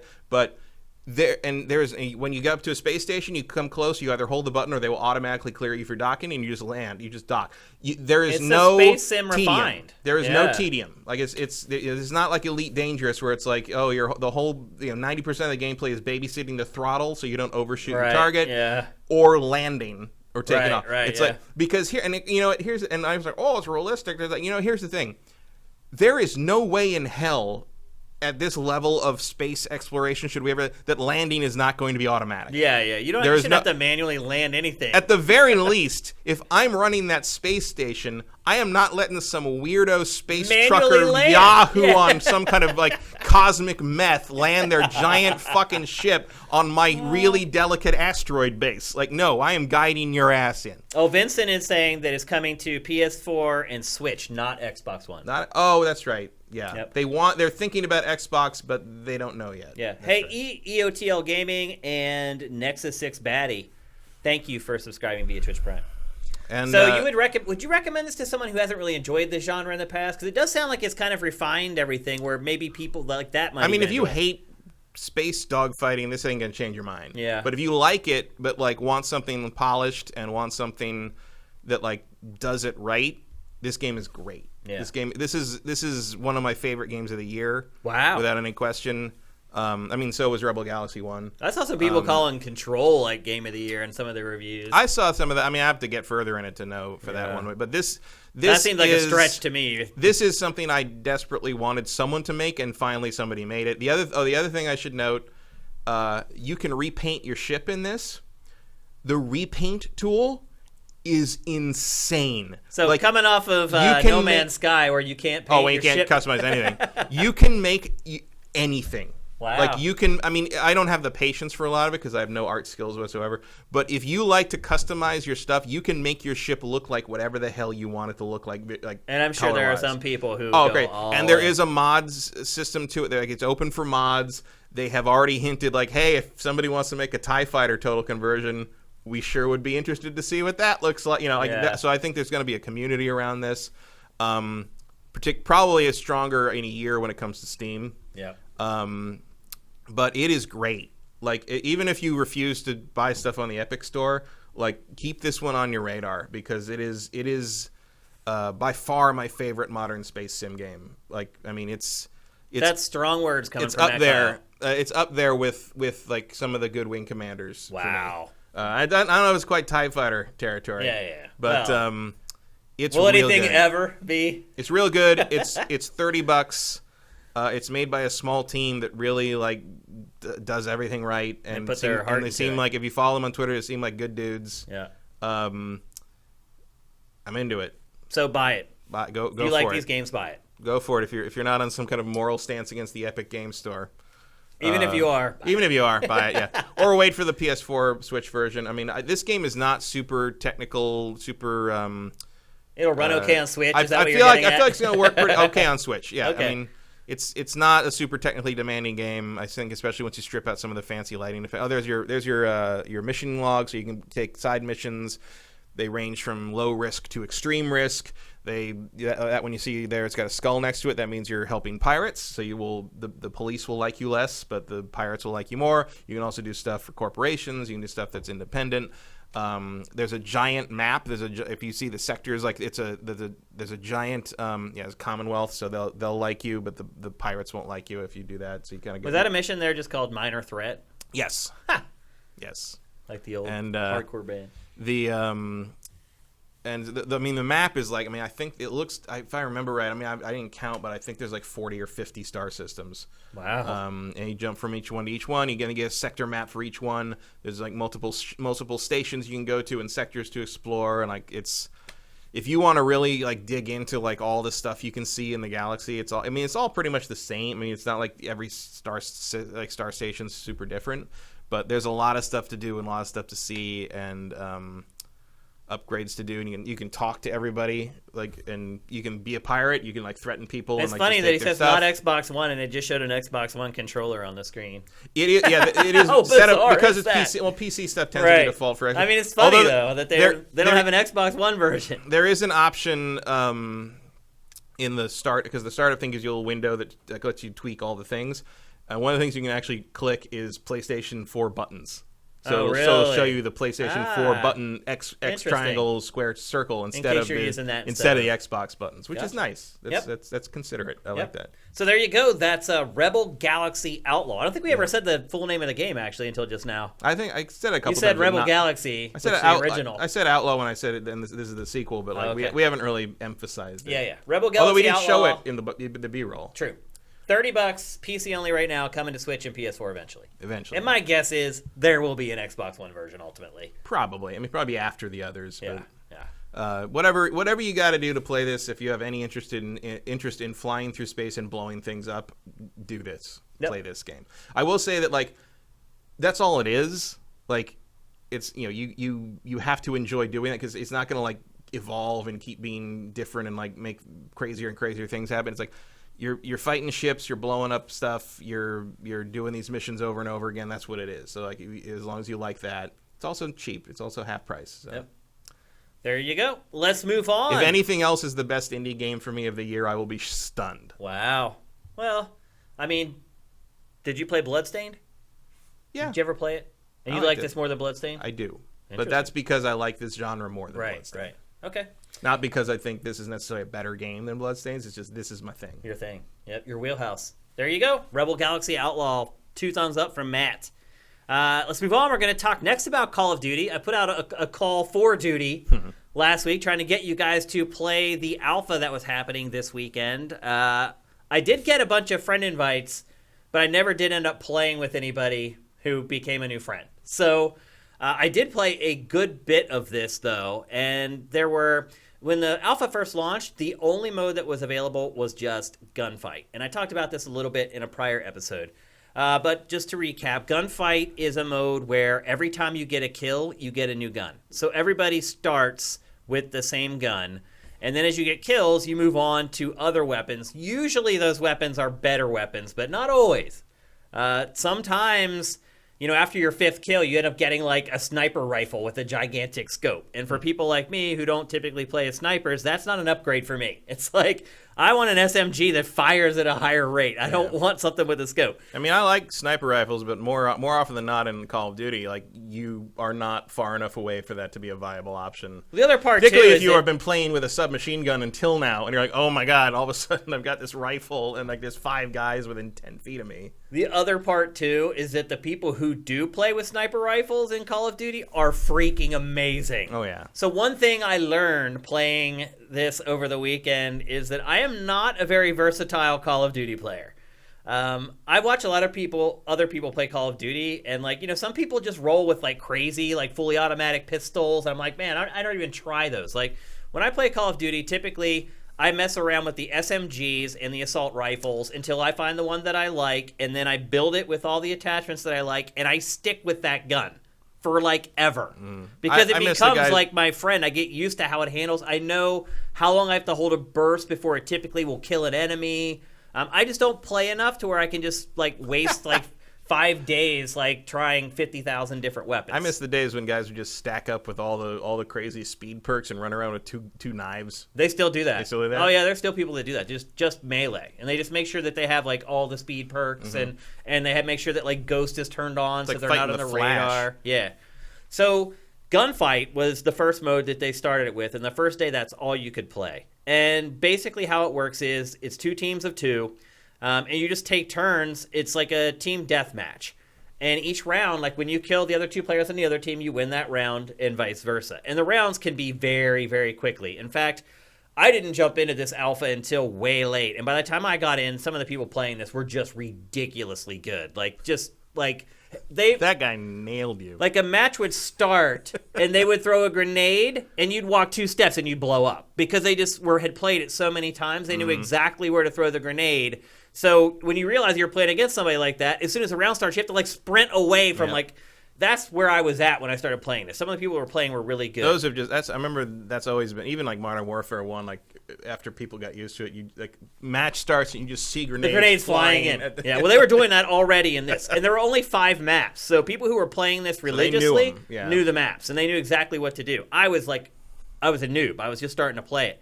So if nobody dies or if both players on either team hasn't died, it goes into overtime. And overtime, there's a flag in the middle of the map. And basically, you have to get to that flag and capture the flag once it goes into overtime.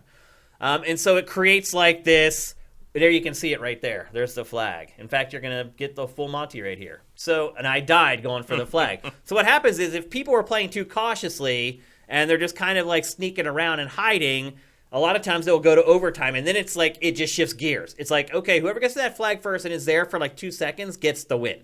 So immediately you're playing like defensive, the overtime signal comes up, and it's like a mad rush to get to that flag, and then it's just like all bets are off. You have no idea who's going to win at that point. Because you could be, a lot of times it's better to be the last guy getting to the flag. Because you get to the flag first, you think you're going to capture it, you kind of let down your guard for a second, dude comes running around the corner and shoots you with a shotgun and just lays you to waste. I really did not think I was going to like this.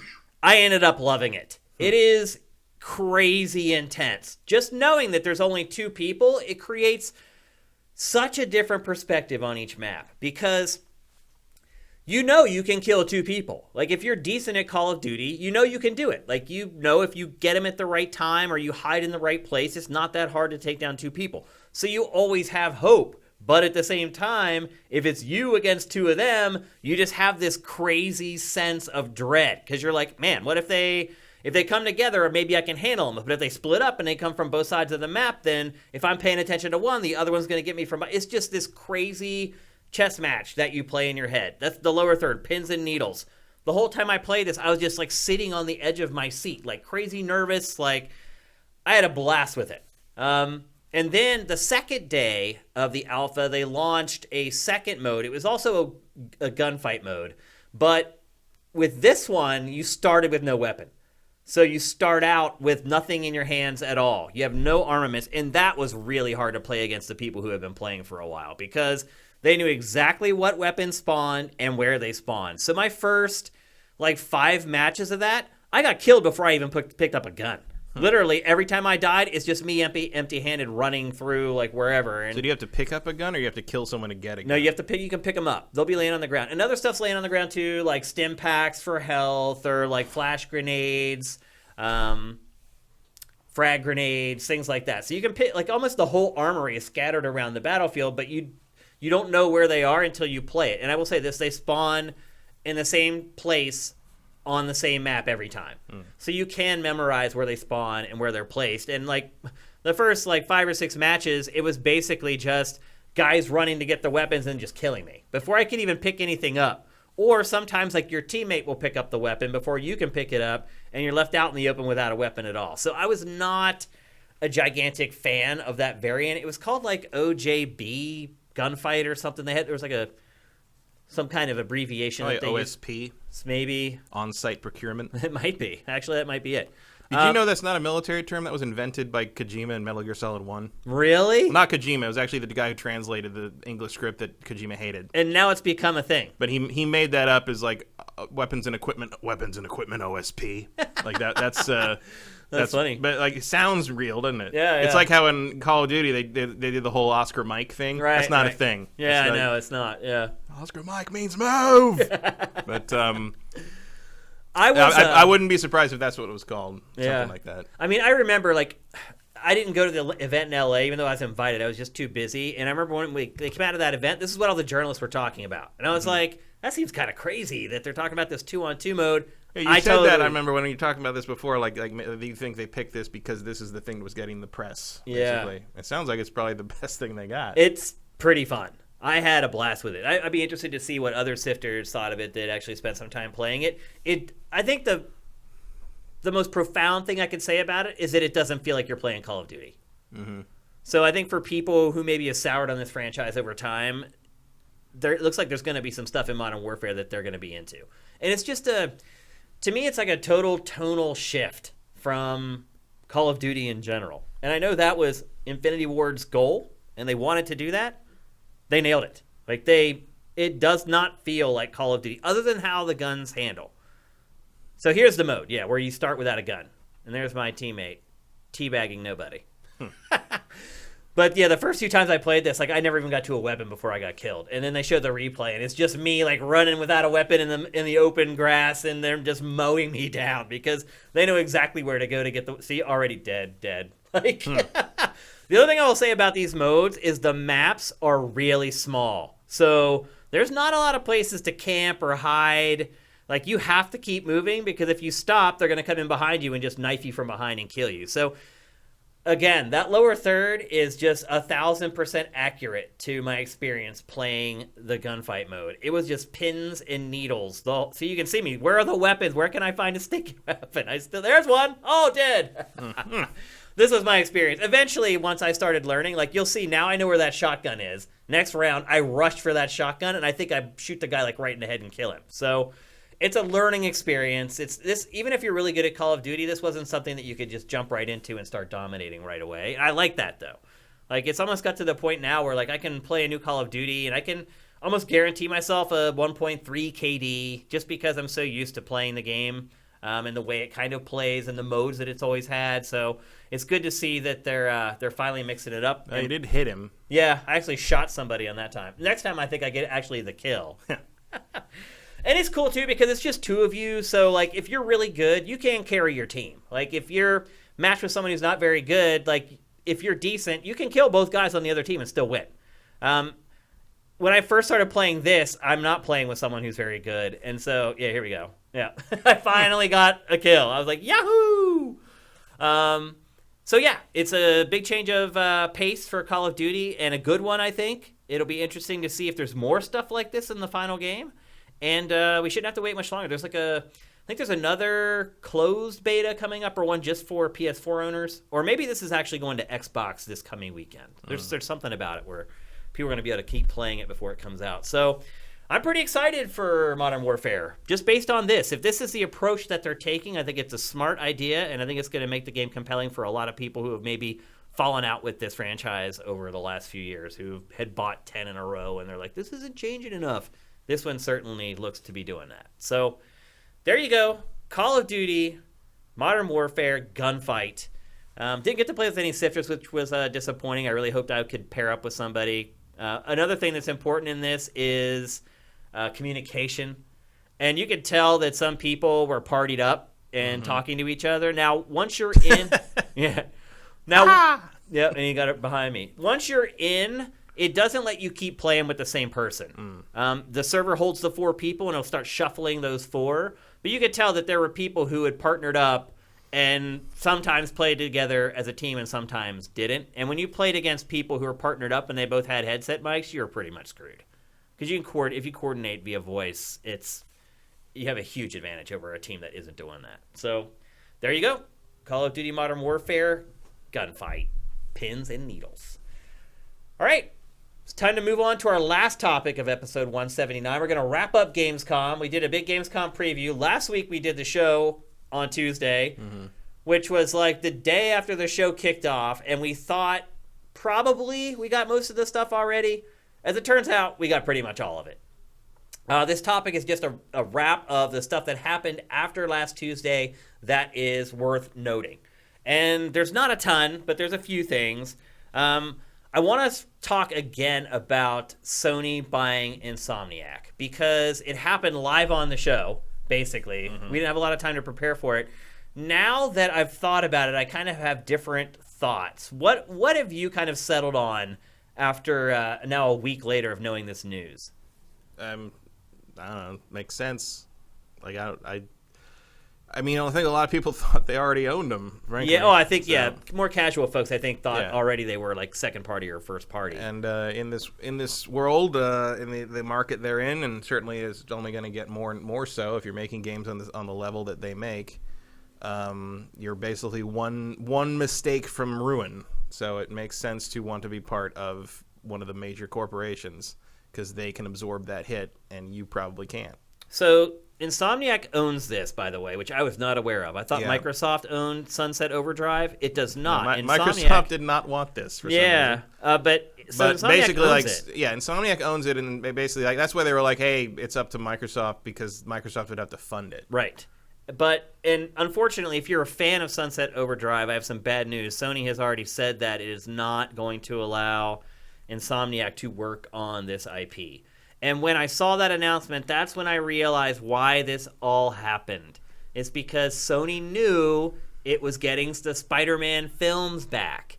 And it's just perfect synergy. And PlayStation, this is a big initiative for Sony. That doesn't have anything to do with it. Why?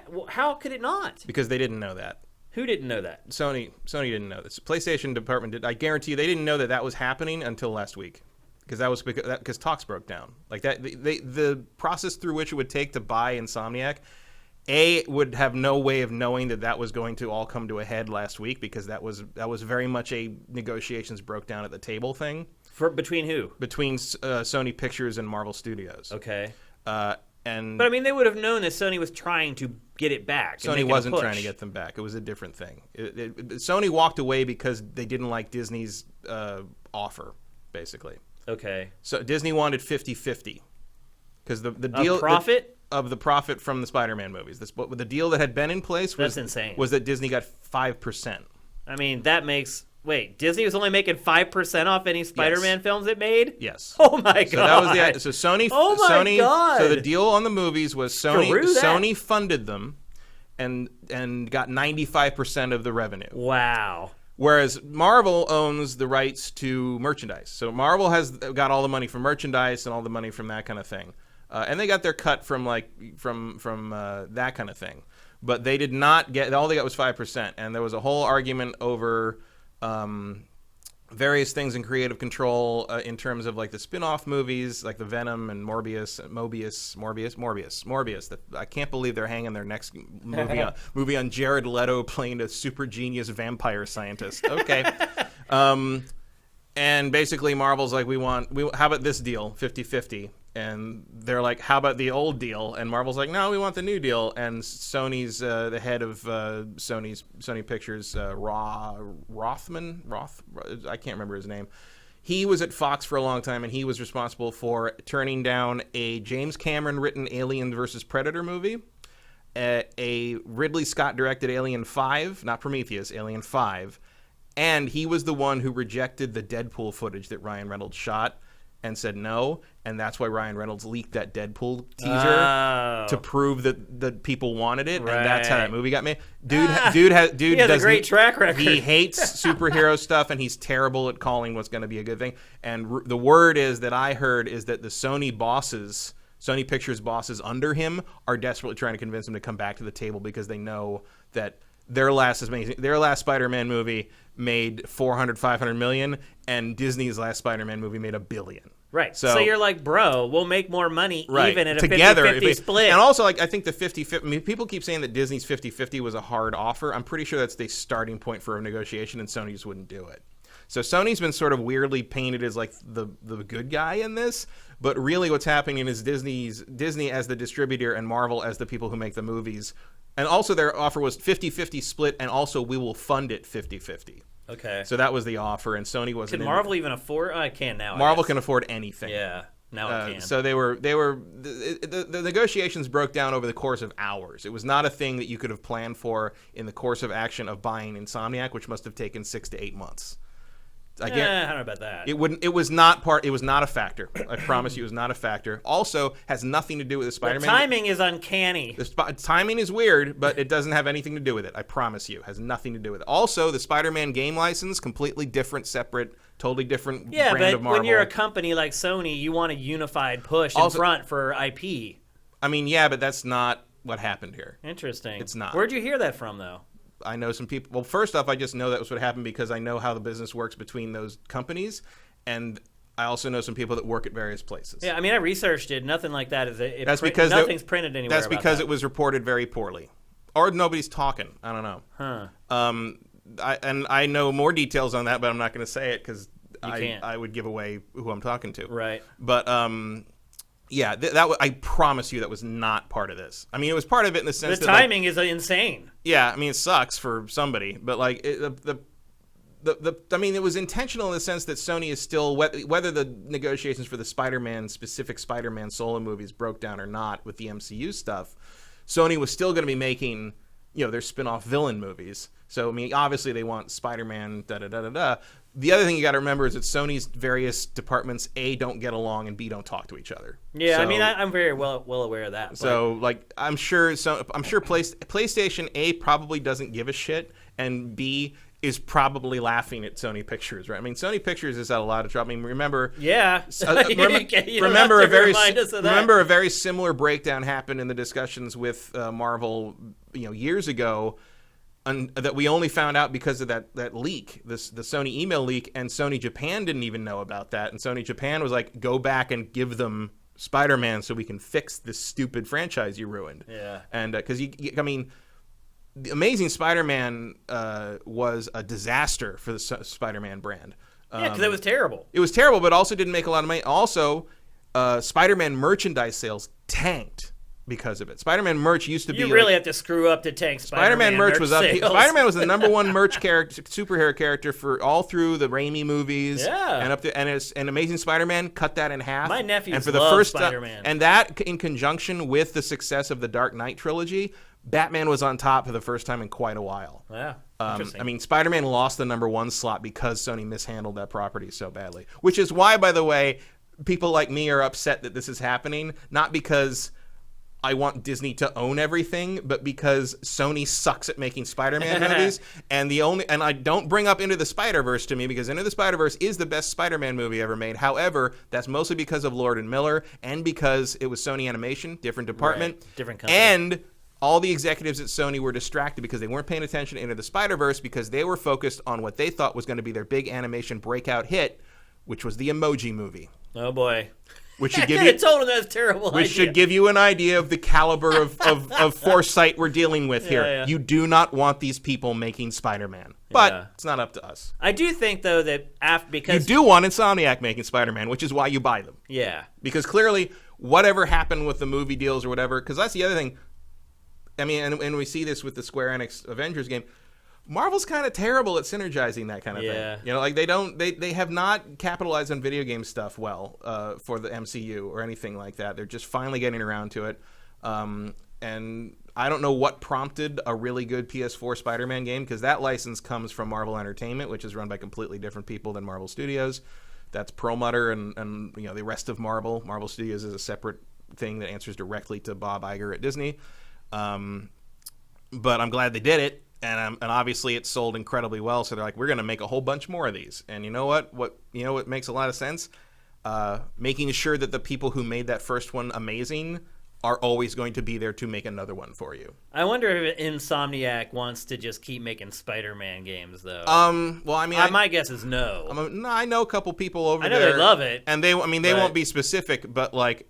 Because they can't talk about things, but like, everyone I know has said, I sure wouldn't mind doing another couple of these. I mean, sure. I mean, the people. The other thing you got to remember, and we know this from talking to them when they first announced this, there's multiple teams at Insomniac, and the team that's on the Spider-Man games love Spider-Man. Like, and they got. I think you got at least 2 more games of story to tell before you start to burn out. Yeah.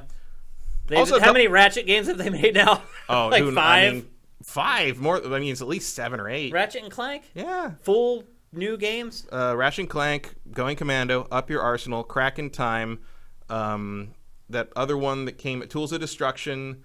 And then the PS5 there were 2 game. trilogies, and then there was the PS5 remake, and then there was another one. There was like a standalone, separate one. They made a ton of them. I mean, I think there's only 6 originals though. There's 5 or 6. There's also Deadlocked. There's at least 7. That's shooter spinoff. Yeah, but they made it. They did. So. Yeah, so it was a Ratchet game they made. Yeah. It's at least 7. Yeah. They made a lot. So they're going to be allowed to do this. Sony, PlayStation said they're going to be able to make Ratchet games. They're going to be able to make Spider-Man games. Yeah. And the thing is that it's been interesting watching Insomniac over the last generation really spread its wings and start making games for other platforms. So it is working on VR games right now. What is that? What is the name of that damn Stormlands. That's right. Yeah, Stormlands. That game is still coming. Yeah. Sony is going to let them finish that game, even though it's like I think it's an Oculus exclusive. It is an Oculus. I mean, that's the weird part is PlayStation has PlayStation VR. I don't think that's weird. Insomniac was like a huge VR developer for Oculus, almost exclusively, and now it's got to let all those games come out for Oculus still before shifting gears. Contracts are contracts. Yeah. You can't change Well, you can always buy yourself out of a contract, but... only if the people who hold the contract will let you. True. And Facebook might not be willing to do that. That's possible. Because let's face it, they probably want Stormlands. Yeah. It does, definitely. I mean, it wouldn't hurt. I mean, again, like you said last week, it wouldn't hurt to maybe talk about, hey, VR is not robust enough to really play console wars with. Maybe we should just team up. All just team up Let's and get put on the the best same stuff team on everything, and then hope all boats rise. once we've hit kind of a critical mass, then we can worry about killing each other, and stabbing each other in the back. But for now, I feel like it's more important to promote VR than your individual platform. But I'll say this: Insomniac is a good get for PlayStation VR. I mean, look, this is the first game. It's called Edge of Reality or Edge of something. It's Edge of something. Yeah, you're right. It's Edge of something. Edge of Nowhere. Edge of Nowhere. Thanks. Yeah, Edge of Nowhere, and then Stormlands. They all look like full-on games. They're not like these little turret shooter gallery things everyone else is making. I mean, this could ultimately Insomniac could make the killer app for a PlayStation VR 2. Yeah. I mean, that's the truth. And I mean, think about it because it ain't No Man's Sky. I'll tell you that much. Yeah. And it's coming up here soon that they're going to need some first-party software to kind of promote PlayStation VR 2. And I mean, it's a good match. And maybe it was on accident, but everything just worked out perfect as far as Sony getting Spider-Man back and then getting Insomniac at the same time. Because you will be able to do that two-pronged approach of here's the new film, here's the new game, cross-promote on both sides. You can do that but they did that before anyway. I mean, Did they? I mean, the movie suits are in Spider-Man. I mean, that's about all you can really do. You're not going to change the story of the Insomniac games to fit the I'm movies. talking about literally advertising and marketing, where you're here's a commercial for the Spider-Man film, and then a tag out in the last 5 seconds is, don't forget Insomniac's new Spider-Man game for PlayStation 5. And then you run the ad for the PlayStation 5 game, and don't forget the new Spider-Man movie in theaters, blah, blah, blah. Yeah, I mean, you need some pretty...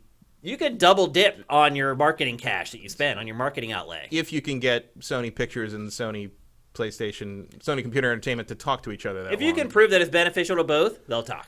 That's the thing, is they don't believe it is. They don't see how either one can help the other. My guess is that Sony Pictures is the one who fails to see the logic in it. That is very likely. Cooperation between Sony Pictures and the other branches of Sony tends to be at the order of Sony Japan. Yeah. I don't know why they let those idiots... I mean, I think if Sony could get rid of Sony Pictures, they would, but nobody wants to buy it. Yeah, what do you do with it? Because the only thing they have is literally Spider-Man. I know. That's why they won't give... I mean, in the original leaked emails, they were talking about selling the rights back to Marvel for $5 billion, which is probably more than Sony Pictures is worth. Yeah, it is. Think about that. It probably is. Yeah. No. I wouldn't pay $5 billion for Sony Pictures. Hell Tell you no. that much. Hell no. See, I don't think the movies have a whole lot to do with this, and maybe that's stupid. Maybe that's not how it should be. It is obviously, stupid, for ideally, sure. You would want to tie in the game somehow or to that, but it's just I don't think it was part of the decision. It was because Insomniac has this long, good relationship with Sony. They've made Sony some of their best first-party stuff over the years. They made a really great Spider-Man game that sold an obscene number of... closing on 14 million copies sold. It's probably the best superhero game ever, unless you prefer one of the Arkham games. Yeah, it's up there for sure. There's no reason to not want the people that made Ratchet and this, and on top of that, are good at VR, which is the thing. I mean, they could make a kick-ass Spider-Man VR game. Yeah, think about that. I mean, there is no if you're Sony Computer Entertainment, you're looking at Insomniac. There's no reason not to want to buy them. I'm sure they've made offers before in the past, but now it's just at the point where Ted Price decided it's the time. Yep. Probably because, if you make another Fuse in this era, you're done. You go down. You're done. Over. Yeah, you're toast. Even for a studio like Insomniac. Yeah, and Insomniac has not been timid about striking out and trying new things with the VR stuff and the other games for other platforms and Fuse, Sunset Overdrive. There was that web browser game they made for a while. They were experimenting with that. They've been trying. I mean, but none of it's really been that successful, to be honest. None of it's been Ratchet. Yeah, and certainly none of it's been Spider-Man. Even Ratchet at this point is really kind of worn out its welcome a little bit. It doesn't sell like it used to. No, I mean, I still enjoy Ratchet. Oh, for sure. It'd be good. Oh, no one's denying. Insomniac's games are great. Like, sales aren't always a representation of the game's quality. I mean, we just talked about that with Bethesda. Yeah. It's just the way it is sometimes. But I mean, if they want to keep making Spider-Man for as long as they can stand it, I'm fine with that. Yeah. I mean, I'll take 2 more. Yeah. I think after that, I'll probably be good. I mean, we'll see. We'll see how they can evolve it. I mean, they got away with, I think all 6 Ratchet games are worth playing. Oh, for sure. Yep. And they find new ways to make a formula fresh. That's kind of one of their strengths over there. So. Yep. We'll see what it becomes, obviously they're not only going to make Spider-Man games. They're not only going to make Ratchet games. They've got a large enough team to make. I think they've got about 3 teams over there. They're going to be the VR. There's going to be a VR team. There's going to be a Spider-Man team. I mean, and there's crossover. I mean, I know there's multiple projects that happen at once. Like it won't be that. It won't be. They won't be they won't be a sweatshop any more than any other AAA developer already is. I mean, aren't they all? They are. I mean, yeah. I also like Ted Price. Insomniac again voted one of the best mid-sized companies to work for in the country for years and years on end. I feel I have a very hard time believing that Ted Price sold everybody out to the point that they're going to sacrifice the quality of life at that company. That's very important to him. It's a company you're proud to have in your You're not going to sell the identity of the company. You're going to make sure that's in there. And Sony is familiar enough with Insomniac that they know that that's part of the corporate DNA over there. Yeah, I don't think they're going to mess with it, or they're going to lose what makes the people so good and so focused to make games like Spider-Man. I mean, you have to, Insomniac is a success story not just in sales, but in terms of running a company, from a human resources perspective. Yeah. So hopefully, if they can continue that and work directly under Sony and continue to have this corporate culture and this sort of like people first element that makes it a great place to work and not just a place that makes great games, that could have positive effects throughout Sony's holdings. True. Yep. Maybe they can bring some sanity to Naughty Dog at some point. I don't know if I want that. I like Naughty Dog just the way it is. I'd rather have the people. I wish I got games more often. I'd rather have the people at Naughty Dog get to go home once in a while. A good point. I can wait another few months for Last of Us 2 if it means someone gets to see their child grow up. I agree with that. Let's start running down through some of the other things that happened at Gamescom later in the week. Probably the biggest thing, honestly, was a Death Stranding trailer was leaked. There was a private... I didn't see that. Yeah, you didn't see it. Well, it's taken down now. There was a private theater thing that happened there, and somebody shot it with a cell phone camera. It looked like they shot it with a BlackBerry because the resolution was so bad. But it was basically just a dialogue scene that explains everything. I'm shocked you missed this. Take a guess what it really is about. Social media, communication. I mean, think about his other games. Oh, like war? I don't know. Yeah, it's just but what do you need to have war? Guns. Paramilitary organizations. Well, I mean, Mickelson clearly has his little strike force. Oh, that's it. I watched this trailer and I'm like, it's just freaking metal. They start talking about all this weird crap, but then ultimately it's like it's all about like military. Yeah. Of course a whole lot of it really did always look to me like he recycled the stuff he didn't get to do in Metal Gear Solid 5 into this game. I mean, just like the giant monsters and the weird fog and everything with a skull guy, and I don't remember his name. I don't want to spoil too much, but basically he's been working for like these shady military government organizations. It's a Kojima game. It is, yeah. I mean, I didn't see that. I did see Kojima's tweet where he tried to explain what the Strand genre is. Like, he calls it a Strand game. He calls it a new genre. It's a Strand game. That's some wishful thinking on Kojima's and part. after I'd read the tweets, it made no more sense than it already did. It was like, I saw people actually mention this, but it reminded me of when Yu Suzuki tried to call Shenmue a free game. Oh, yeah. And he tried to get everyone else to call full reactive eyes entertainment. And it's like, dude, it's an action RPG. Like, come on. Let's not overcomplicate things, you. It's an adventure game with kicking. Don't.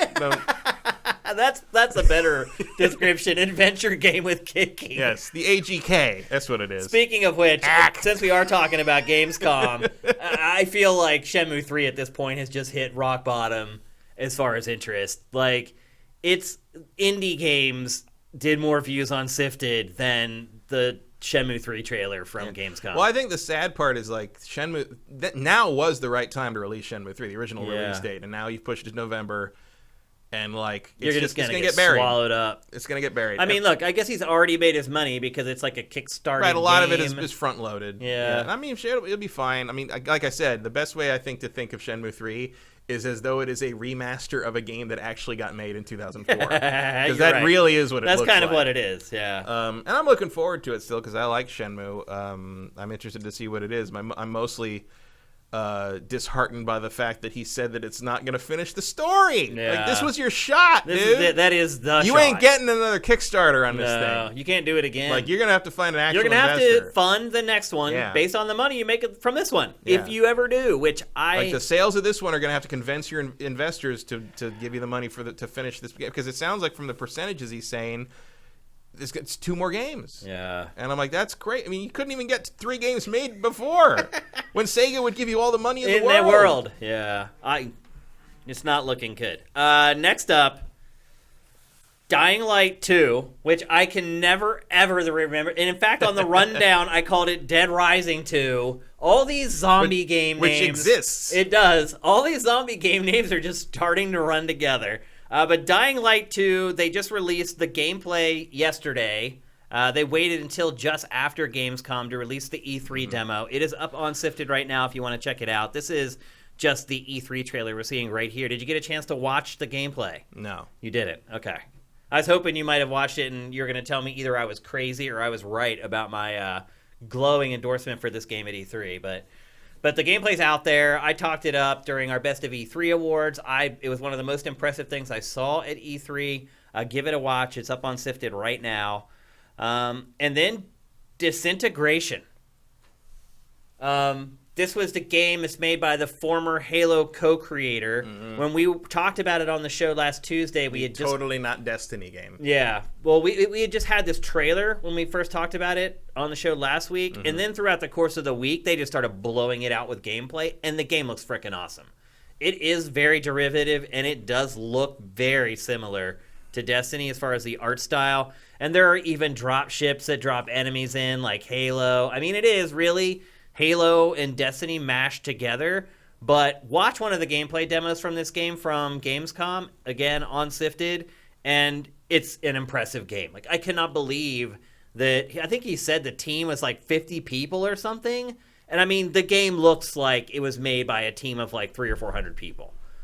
This is definitely one to keep an eye on, particularly if you're a Bungie fan or you're a fan of Halo or Destiny. I highly recommend going on Sifted and following this game so that you get everything pinned to the top of your Sif when it comes out. I was really impressed with what they showed. Like, I really thought it was just going to be this like cheap indie like knockoff of those two franchises. It actually looks like it's going to start pushing in new directions that those other two franchises have failed to do over the last, I guess, decade at this point. Destiny was kind of a new idea when it first launched, but... Yeah, it's not quite a decade. Yeah. How long has it been? 6 years, 5 years for Destiny now? Well, no. Destiny would have been like 2014. Yeah, it's like 5 years. 2015, maybe early 20... I don't remember. It's right around when we 2013 was launch of the new systems. Yep. So yeah, and it took about a year and a half after that. Yeah. Yep. So I highly recommend checking that game out and following it on the site so that you get alerted every time something new is released. And then Cyberpunk 2077. Obviously, we got the news about Google Stadia when we talked about it on the show last Tuesday. Across the week, more news kind of started trickling out. Probably the biggest one, I think the one that caught the most headlines, is the fact that the world is smaller than The Witcher 3's, but they say it's more detailed. That's okay. Which would you rather have? Smaller than The Witcher 3 leaves you a lot of room for being large. That's a good point, actually. Witcher 3 is not a tiny game. That's a good point. Which would you rather have, though? Would you rather have the bigger world of The Witcher 3 or a smaller, more condensed world? For something like Cyberpunk, I'd rather have density. Yeah, it doesn't really make sense. Like, when you have games that are set in modern day or the future, and you have vehicles, and you have to... Final Fantasy 15 is a good example of that. Yeah. Where you have a car out in the middle of these wide this open... game is not a game where I'm like, oh, I wish I could run around in a field. It's not really... Yeah. And a ton of... Witcher 3 is a big world, but it's like part of the They don't have to be that big. No, also part of the reason Witcher 3's world is so big is because it's supposed to be like a medieval fantasy journey. You're supposed to have these big open spaces and hunting through these things. That's not what Cyberpunk stuff is about. It's about the sprawl. It's about the verticality of the city. It's about like the density of everything. It's things on top of things. It's not spread out. So yeah. That makes sense. I'm totally fine with this. I honestly thought the world of The Witcher is a little bloated, to be honest. So it makes more sense for The Witcher to have kind of those open rolling hills like it has. But I also felt like there's just a lot of wasted space in that game. So I'm okay with something a little more tighter, more compact, particularly since it's a shooter. Yeah. Like, otherwise, you're going to end up using a sniper rifle through the whole freaking game. So I think it makes perfect sense, and I'm totally okay with it. There was some backlash over that, though. I think everyone just assumes that everything has to be bigger. Every and better studio's next game has to be bigger and everything else, and that's just not the case with this one. Another thing that came out, possibly no post-launch multiplayer. Did people expect that? So they said from the very beginning the game was going to have multiplayer. Like from the first time it was announced. So like I must have blocked that out. Yeah, they were like, it will have multiplayer functionality. They didn't say exactly what it was going to be. And then when it really got unveiled, they kind of stopped talking about it. And somebody was like, hey, wait a minute. Like, you said this was going to have multiplayer. And then they said, oh, yes, as a matter of fact, we have a team of 50 guys and girls working on it right now. But they're in R&D. So that was it. Was that at E3 last year, I think? Yeah, that was E3 last year. They said we've got a team on R&D for multiplayer. They're looking into it, trying to figure it out. E3 this year, no one really asked them about it. Someone asked them at Gamescom, and it looks like it's not going to happen. They're basically like, it's still in R&D, and they're like, so you were in R&D over a year ago, and you're still there? And I guess that was like a nod and a wink, like, yeah, well, we can't. Yeah, although CD Projekt Red is not known to give up on things tremendously, so who knows? 3 years later, they could be like, oh, here's an update. Do you care if there's multiplayer on this? Not in any way whatsoever. Me either. I don't care either. And I'm a big multiplayer shooter guy. Like, I just don't need it. Like, by the time I finish 80 hours of this thing, like, I'm not going to I didn't need a multiplayer dual mode in Witcher 3 either. Yeah, This is not a thing I care about for this. Yeah, so it's not a big deal to me. I'm going to play this game more for the role-playing elements and the RPG stuff than the straight-up shooting. I'm there for the world and all that, So, not a big deal. But again, that was something people were making a big stink over because it was promised. I don't even remember that. That it was promised at first? They said anything about it. They said multiplayer elements, maybe. It could mean anything. Yeah. And then kind of the biggest disappointment from Gamescom is that for the people there, they just showed the same demo as E3. That doesn't surprise me. It doesn't surprise me either, but I think people who were there were kind of pissed off. There was kind of a minor Twitter uproar over it because people expected something better for Gamescom because CD Projekt Red is a European studio. Yeah, but CD Projekt Red also has to finish the damn game. Yeah. Like, you can't have them making two separate demos 2 months apart. And let's be honest, time's starting to run out here. Yeah, I got this thing's due in March. You've got to start getting towards certification at this point. They're 6 months out. Yep, which I'm very excited by. I might add. My anticipation for a video game I don't think can get any higher than it is for this game. I just don't think it can. Just give it to us already. Put it straight into my veins. And that was pretty much it for Cyberpunk, and that was pretty much it for Gamescom. Solid Gamescom. It was an amazing Gamescom, the best one ever in my opinion. Yeah. I talked about a lot of the stats on today's high score this past Saturday, but ultimately it ended up being the biggest Gamescom for amount of media, the number of games that were involved in it. The audience for it was almost 400,000 people. Think about that, Matt. E3 is 60,000. Gamescom was almost 400,000. It's like 370,000 people. 6 times the size of E3. To be fair, that place is much bigger. Oh, yeah. I mean, that convention center, you could put... It's a city. You could put the whole LA Convention Center, like, in one of the halls, I think, at Gamescom. I mean, it's that big, but still, I mean, the logistics... You could put Cyberpunk in it. Yeah, you could. The logistics of running something that big is pretty mind-boggling. Yeah. To traffic 400K people around a place and make sure there's no congestion, or at least hope there's no congestion. Gamescom gaining ground real quick on E3. I mean, it is crowded, but it's always been manageable. Yeah. At least the one time I was there. there. Well, the beginning of it's pretty rough when there's the rush. Right. As the week starts to wear on, it's not such a big deal. Although, shower. Yeah, that was a problem. It is the smelliest conference I've ever been to. By a long shot. Yeah, not even close. And E3 smelled bad at times, believe me. I tell you. Although again, if you have that many people in one place, it's gonna smell. Yep. So it's time for our trailer of the week, and that is your cue to get your questions into the chat. We're going to do an extended chat session for this episode because the show's wrapping up a little bit earlier. And so make sure you get them in. Always go at Sifted Games so we can pluck them out. When we come back from the trailer of the week, I'm also going to thank all you people who have been contributing via Twitch Prime. There's a ton of you guys. So anyway, it was shockingly the Gamescom hangover is real. So we ran the Kerbal Space Station trailer last week, which was amazing.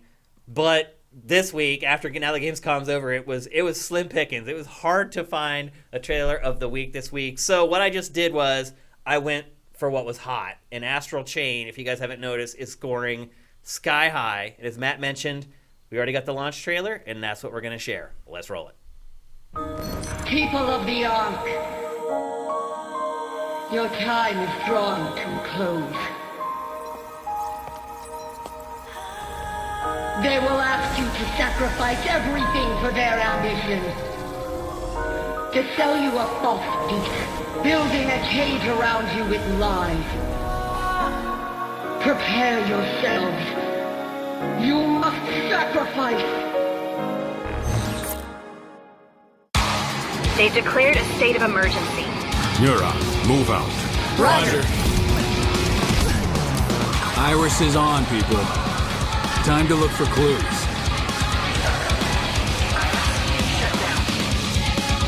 Don't worry, I prepared entertainment.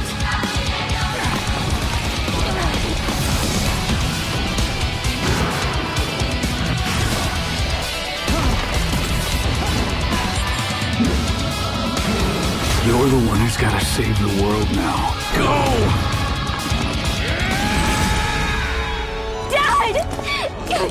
Dad! I don't need any help killing chimeras. Watch out! She's not human! No!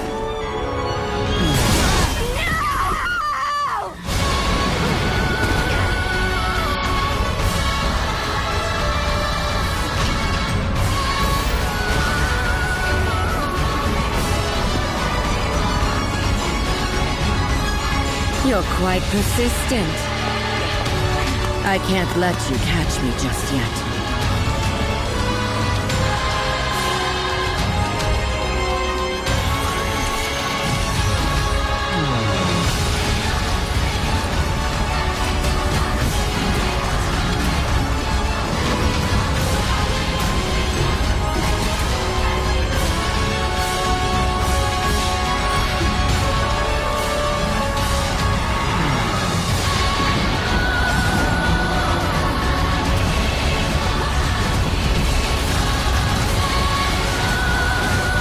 Why?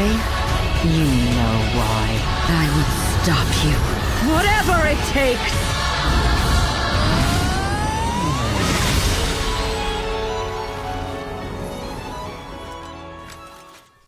So do you think that game, after its reviews, is guaranteed a sequel?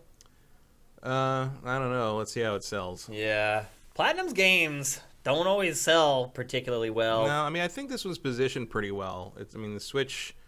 not that it's having a drought or anything, but it's the big August game for the Switch. Link's Awakening isn't for another 3 weeks. I think it'll do fine. Define fine. I think it might sell better than Control. Really?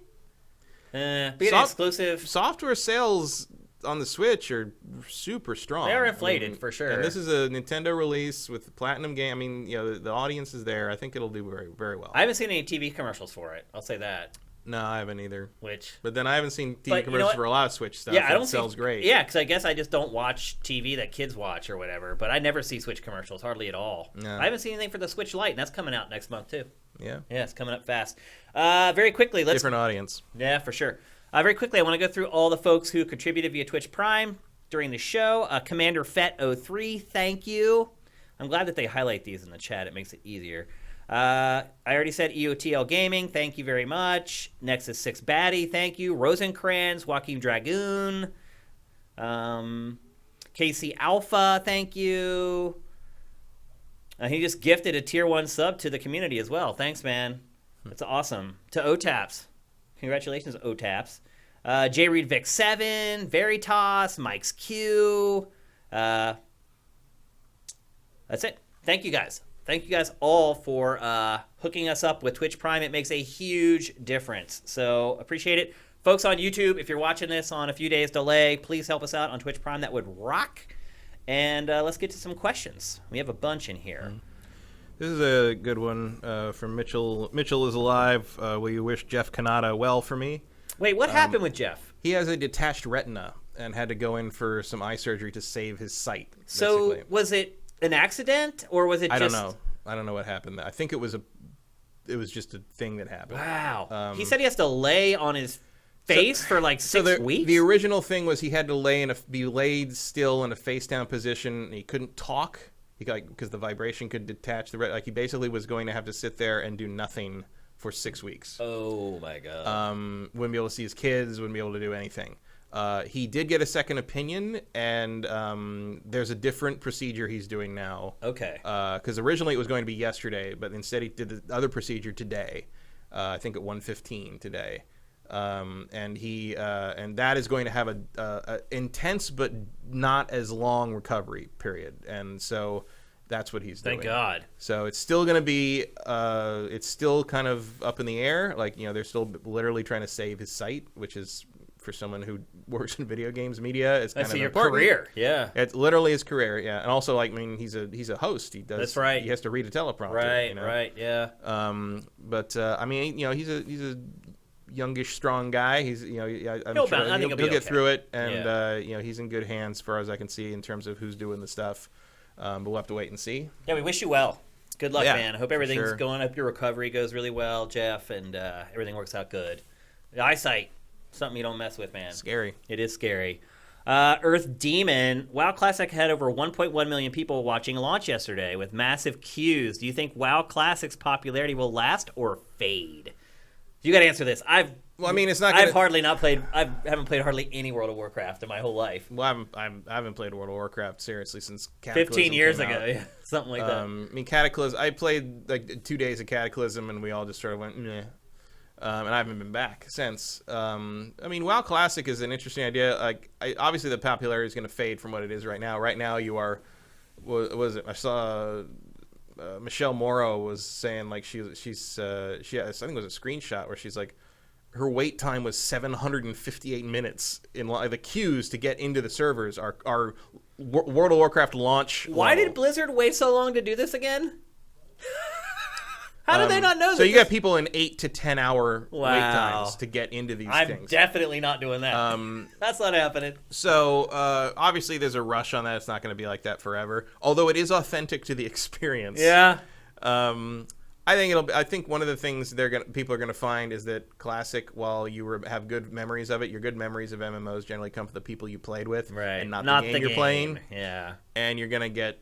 You're going to realize that there's a reason they made all these changes to the game over There's a reason when we played it in Wrath of the Lich King, we modded the living hell out of it to make it playable. And now all those things are, part of the basic UI, but Nostalgia goggles. For sure. They're a hell of I a drug. I enjoyed it back then. I played a mage up to like max everybody level did. and everything was great. Yeah. But the world has moved on. Yeah. And I think it's going to be like one of those things where you're like, oh, cool. Da, da, da, da, da. Like 2 days later, you're like, I'm good. There's a lot of people getting turned on to like Final Fantasy 14 right now because they've had that like free open place. I jumped in on that. Yeah, Vincent has, like a bunch of people have. So I think once you play a modern MMO, going back to vanilla WoW might be a little bit of a culture shock. I think it's like a thing where you're going to be like, oh, that's so cool.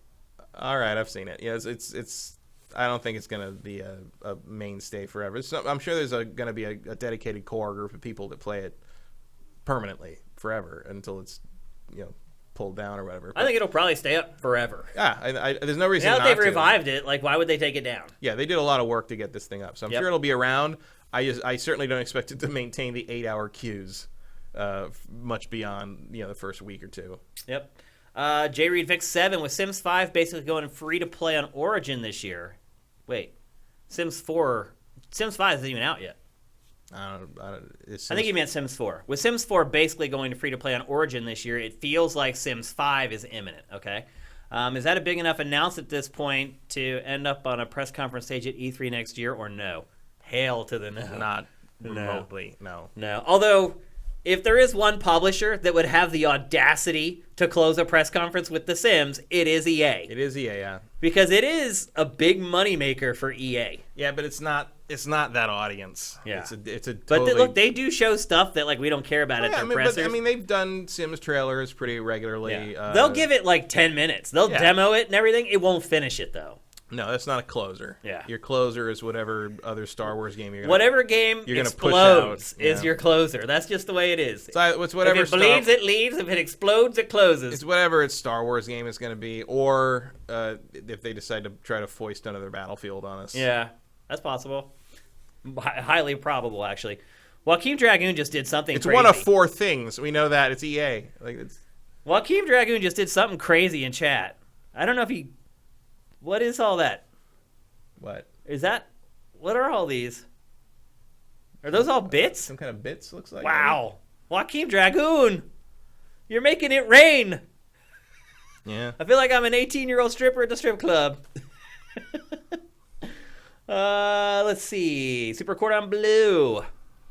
I was late to the show, but have you discussed the recent rumors and leaks about Overwatch on Switch and a possibility of an Overwatch character as one of the final 2 Smash DLC characters? I already added Switch to the list of platforms for Overwatch today. So yeah, I don't know why else you're making a Switch carrying case with Overwatch on it. The gig's up. Overwatch is coming to Switch. What? Jig's up. The jig is up. You're right. That is the proper way to say it. The gig's up means we lost our job. Yeah, which we all know about. You never already. know. But sure. As one of the Smash characters, that seems extreme. But I could see, Tracer being made a Smash character. I don't think it's that extreme at all. I think it's a match made in heaven. An Overwatch character in Smash. It fits right in. It'll work. I don't know. Yeah. But yeah, it's coming. It's happening. No one's making a case one for way a or the game other. that doesn't exist. They took that thing down so fast. It's got to be real. But I think we've said on this show 2 years ago that Overwatch is a good fit for Nintendo platforms. Yeah, which is sense. rare for a Blizzard game. It actually makes perfect sense for them. So yeah, it's happening. Absolutely happening. Let's see. Since you gave us all those bits, Joaquin Dragoon, we're going to answer your question. What can Square Enix do to make the next new Final Fantasy not be a disappointment like 15 was for Matt, not Shane, LOL? Well, they could make it not anything like 15. That's not going to happen, though. It'll be very much like 15. Well, in a sense, it'd probably be like an open world. Action RPG. And a car. Yeah. But, tell a story. Yeah, a good, interesting story. Complete the story. How about targeting it towards the people who have been playing Final Fantasy their entire lives instead of to 12-year-olds? Finish the game. Final Fantasy JRPGs are targeted towards that age group. I know they are. They always are. But break the mold. Make a Final Fantasy for adults, or at least be better at it. Yeah. That's the other I'll thing. take that too. I can enjoy something that's targeted at a younger audience, but But see, You got to make it not stupid. what I was getting at really was the characters. Like, those characters do not appeal to adults. They appeal to young kids, preteens, tweens. The idea of the characters appeals. I mean, I like the idea of like a road trip with the boys and kind of, but none of them were characters. Like, Yeah, they were just and none shadows. of it. There was no growth. There was no change. Nothing really mattered. They were who they were, and you never learned. I mean, they left out very vital parts of the story. Because to get them, you had to watch that movie that came, whatever I can't remember, Kingsglaive or whatever. The whole bunch of the that CG tour de force. a whole bunch of the other things at the end like were unfinished. The chapters were unfinished and didn't make any sense. They had to revamp all that stuff. They ended up bailing on one piece of the DLC. Yeah, and like look, just first off, I think maybe pull back on the diesel punk. Make a little lean harder into the fantasy. Agreed. Take it back to basics, sort of the way Final Fantasy IX did. Yep. I am down with Focus real hard on character work versus excessive plotting. I know excessive plotting is sort of part of JRPGs in the post Final Fantasy VII world, but like bring it back. Look real hard at Dragon Quest XI is basically what I'd say. Like Dragon You want Quest, to make it turn-based? I would be fine with a turn-based. I mean, Final I wouldn't Fantasy. mind going back to more of the active time battle system, which is not turn-based but close enough. Kind of, you know what yeah. I mean? Like basically, it's like it's not turn-based. It's turn-based, but like if you wait too long, you'll screw yourself. Like so, I think ATB is kind of the way to go there. I don't think trying to turn it into Kingdom Hearts Light is the way to go. No. I could see Square Enix trying to turn it into just like an action game, though. yeah, I mean, it seems to be kind of They're the kind angle of doing that going. with the Final Fantasy VII remake.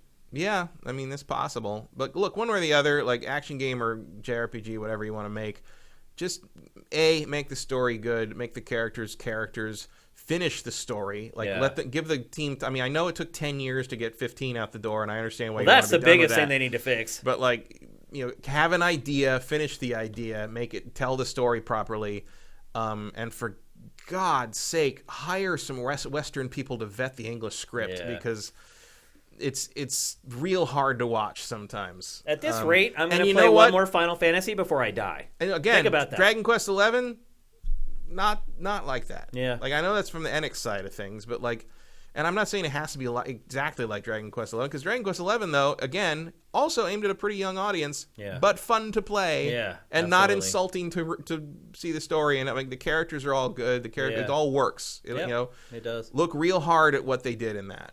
And even wishful thinking. I know, like Square is not going to do that, but like, I don't know.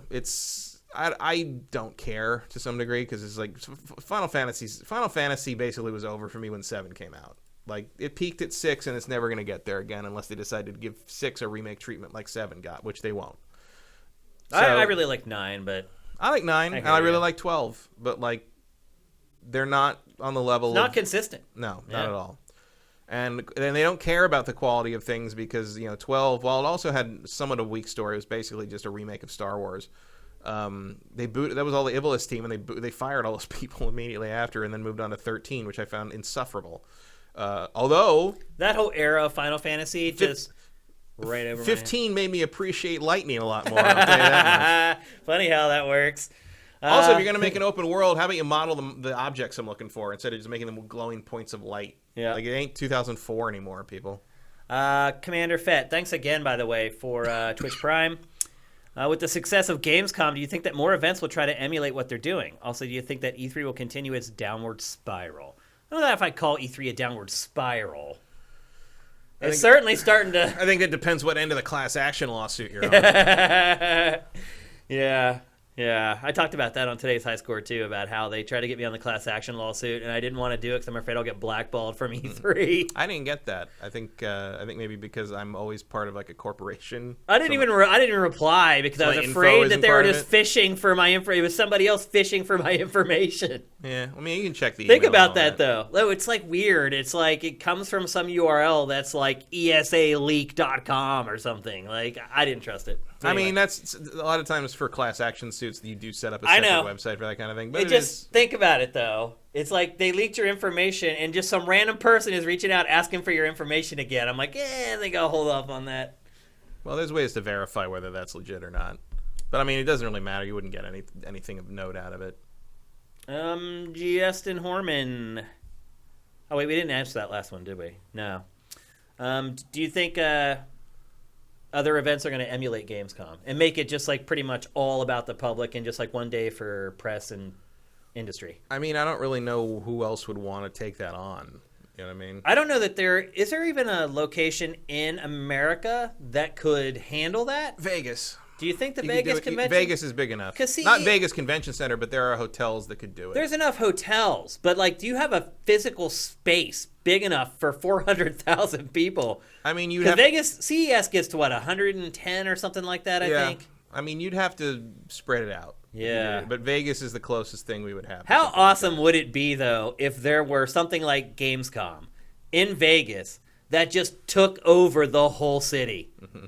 That would be incredible. That would be like the best gaming event ever. Although I don't know how many people would make it to their meetings. Yeah. Oh, man. That would be insane. You would have stories to tell for the rest of your life coming back from that show. You'd have to plan it out so it would be on that stretch of hotels that are all connected by the train, so nobody would have to go outside. Or the underground tunnels, yeah. You're right, though. You'd have to do it. I honestly don't think that there's a place to do something like that in America. I just don't think that there is. There's no convention center that big. But even if you're trying to work towards it, do you think maybe that you might see a shift in focus? I mean, I feel like we have. I mean, E3 has tried to invite the public a bunch of times. Yeah, I mean, it's working. They've got 60,000 people coming. Yeah, and we know there's only 5,000 of them are press. So. No, 2,000. Was it 2,000? 2,000. Right.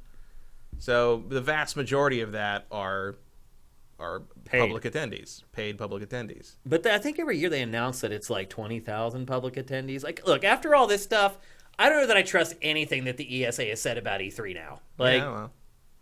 I don't know. Call me I crazy. wouldn't call it a downward spiral, but they certainly aren't making it easy for themselves at this point. Well, they're certainly in a holding pattern. Best case scenario, they're running in place. Well, they got the new president, and he obviously had some plans to sort of turn things around, but I think this sets them way back. Did you see Real Sports where they had him on? No. Talking about like gun violence and everything? Mm-mm. Oh, it was a disaster.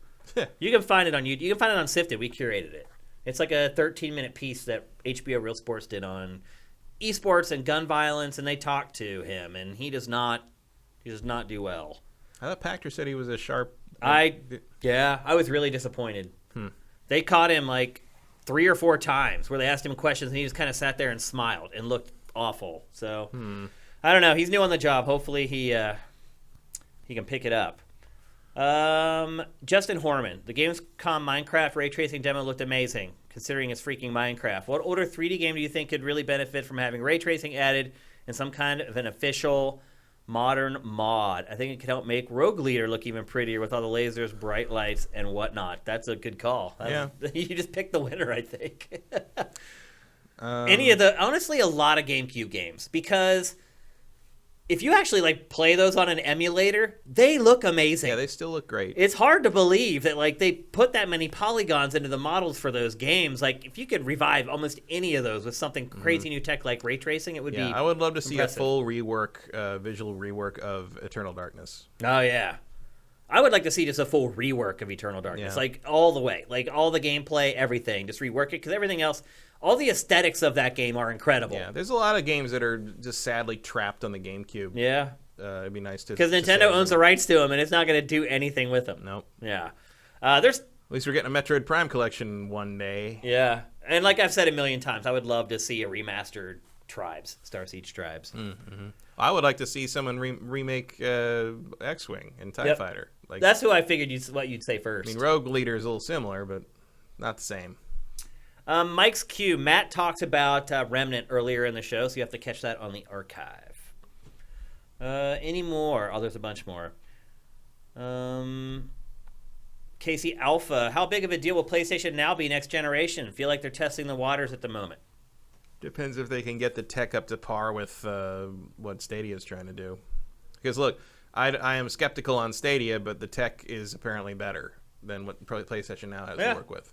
I mean, it's probably scrambling, trying to stay relevant, honestly. It's probably putting a bunch of money into R&D. They're probably using, like, as much access as they have to Stadia as possible to try to, like, data mine it and figure out how they're doing it. Well, I mean, look, if there's one element of PlayStation's various services I never hear anyone mention, it's PlayStation Now. Yeah. Like, it's a non-entity. It basically. is. Yeah. I don't know too many people that have ever even tried it, let alone subscribe to it. I mean, I never subscribed. I did try it at a couple of events, and it played fine. But like what they were demoing with it was stuff like Assassin's Creed and Uncharted. Yeah. Which Where is latency isn't that where big a latency deal. isn't that big of a deal. I mean, and also like where the characters have enough of a startup animation that like you're not even noticing how long it takes them to get moving. Put something on there like Pac-Man, and you're gonna notice that like this for is sure. not. Mitchell is alive. Do you think Xbox Game Pass will come to Switch? I haven't heard much chatter about it on the show. What are your opinions on XGP? I mean, that's going to depend on how much money Xbox wants to throw into that. I mean, you could theoretically do something like that if you're going to pay everybody off the way that they do for the main Xbox Game Pass. Because, like, I asked a couple people at E3, like, whose games are on Game Pass, like, so how does that work? And they're basically like, they give us a lot of money. Yeah. And then I'd say, and then say, a lot of money. Like it's more than worth their while. Yes, it's like, a couple of them were like they gave us more money than we thought we were going to make on the game. That's great. Like they make it very worth what it is. Will it come to Will Switch? that continue? Will they be able to maintain? I mean, Pactor said, like, that's not a sustainable model. Yeah. So who knows when that gravy train is going to end? For Switch, they'd have to basically do the same with on that platform. I think that depends whether Nintendo's cool with that. I think it would all be rebranded. It'd be rebranded. It would also be probably not Nintendo games. Be whatever third-party stuff is on there. But again, I think it depends whether Nintendo wants that kind of service on their system. Yeah. Game Pass, I bet they'd be happy to do it. Yeah. To me, xCloud seems more likely than Game Pass on Switch. Mm-hmm. Because it's a streaming service, and you'll be able to play the big third-party stuff on Switch. Well, that's the main thing is, like, the downfall of Switch is, like, you'd have to have a totally different library.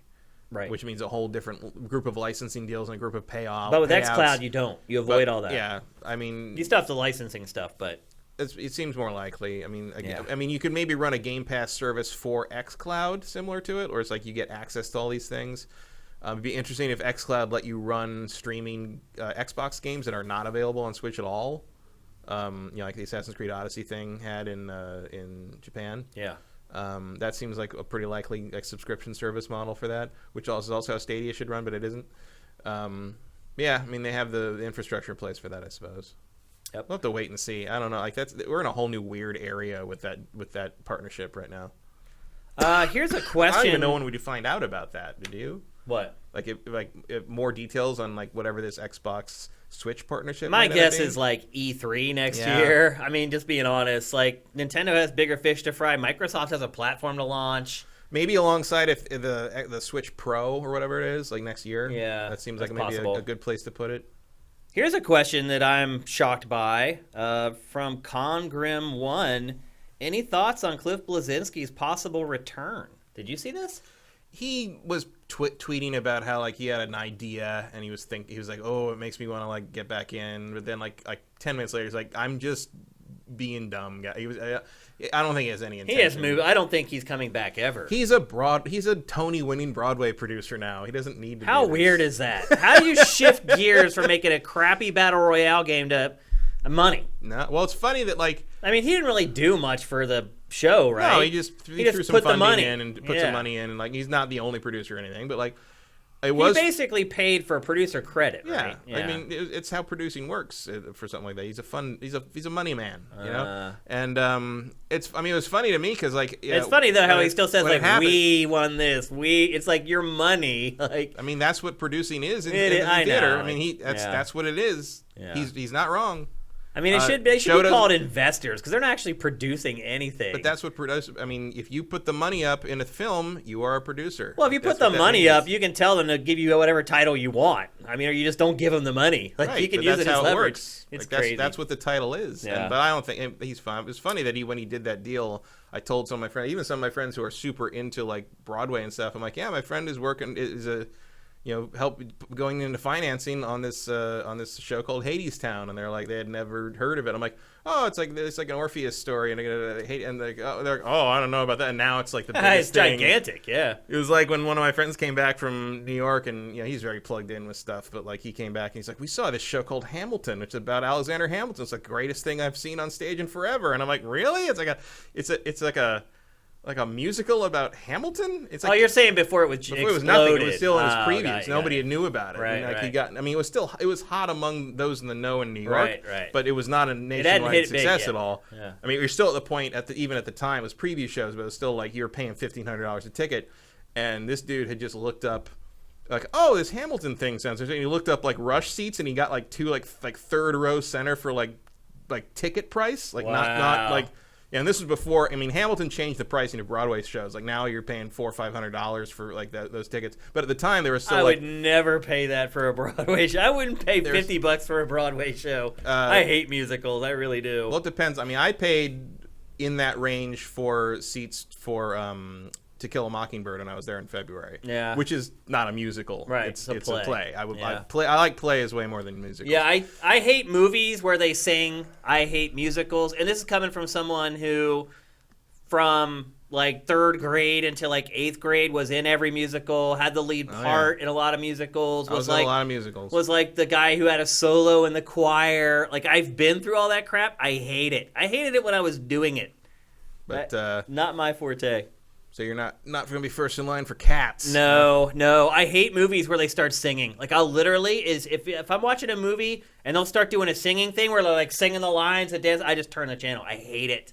I just can't stand it. I'm like, just say the lines. I don't want to hear you sing them. I don't want to hear this crappy music. Let's see. I mean, I'm not a musical fan, but Jesus, dude. Let's see. Wampler, thank you, brother. You got an emote thanks to Wampler13's Mega Cheer. Thanks, brother. That's freaking awesome, man. Mega cheer. You guys are hooking it up, man, today. All these subscriptions, all these bits. You guys must have enjoyed the show today, man. Or you're just in the giving spirit before Labor Day. Not Sir, thank you for Twitch Prime. You rock.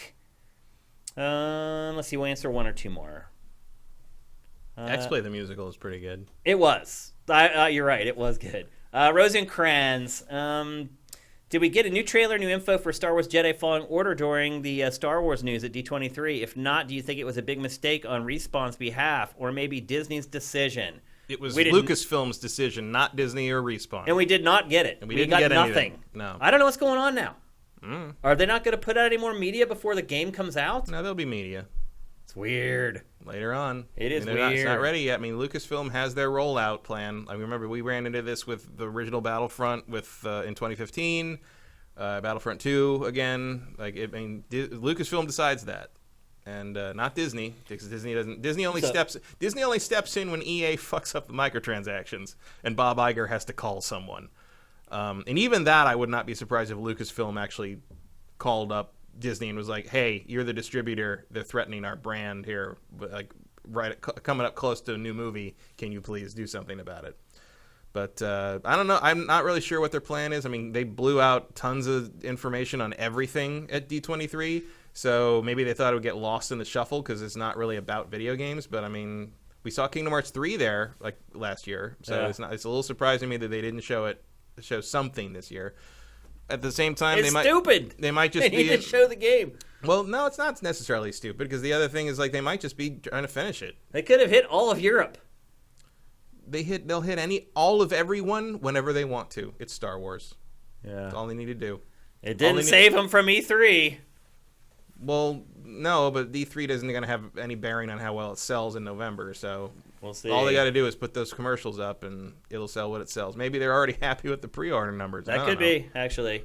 Clarification from Congrim. Cliffy B said he has an idea, and it's not a battle royale. Well, I would hope not. Yeah, I think he learned that lesson. No one should be trying to make any more battle royales at this point. I think that ship has sailed.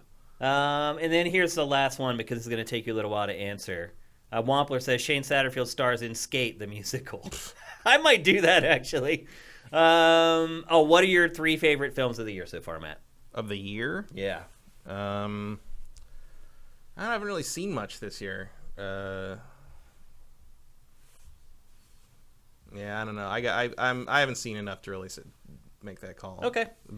Maybe Hit him up at the end of the year when we're thinking like this. Yeah. Because for me, like once we get to November and December, I just can tell you the worst organically thing I start saw this thinking year. like, what was the best album I listened to this year? What was the best movie I saw? What was the best game I played?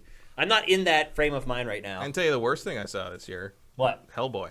Yeah, you're not alone on that one, man. That's terrible. Everyone who saw it said it was terrible.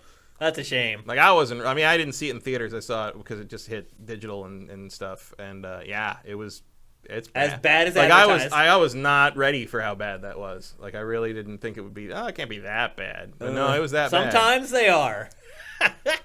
All right, that's it for GameFace episode 179. I had a great time today doing the show. Hopefully you guys did too watching. Hopefully, Matt, you did. You had fun today? Yeah, kinda. Like I said, a kick in the teeth. Yeah.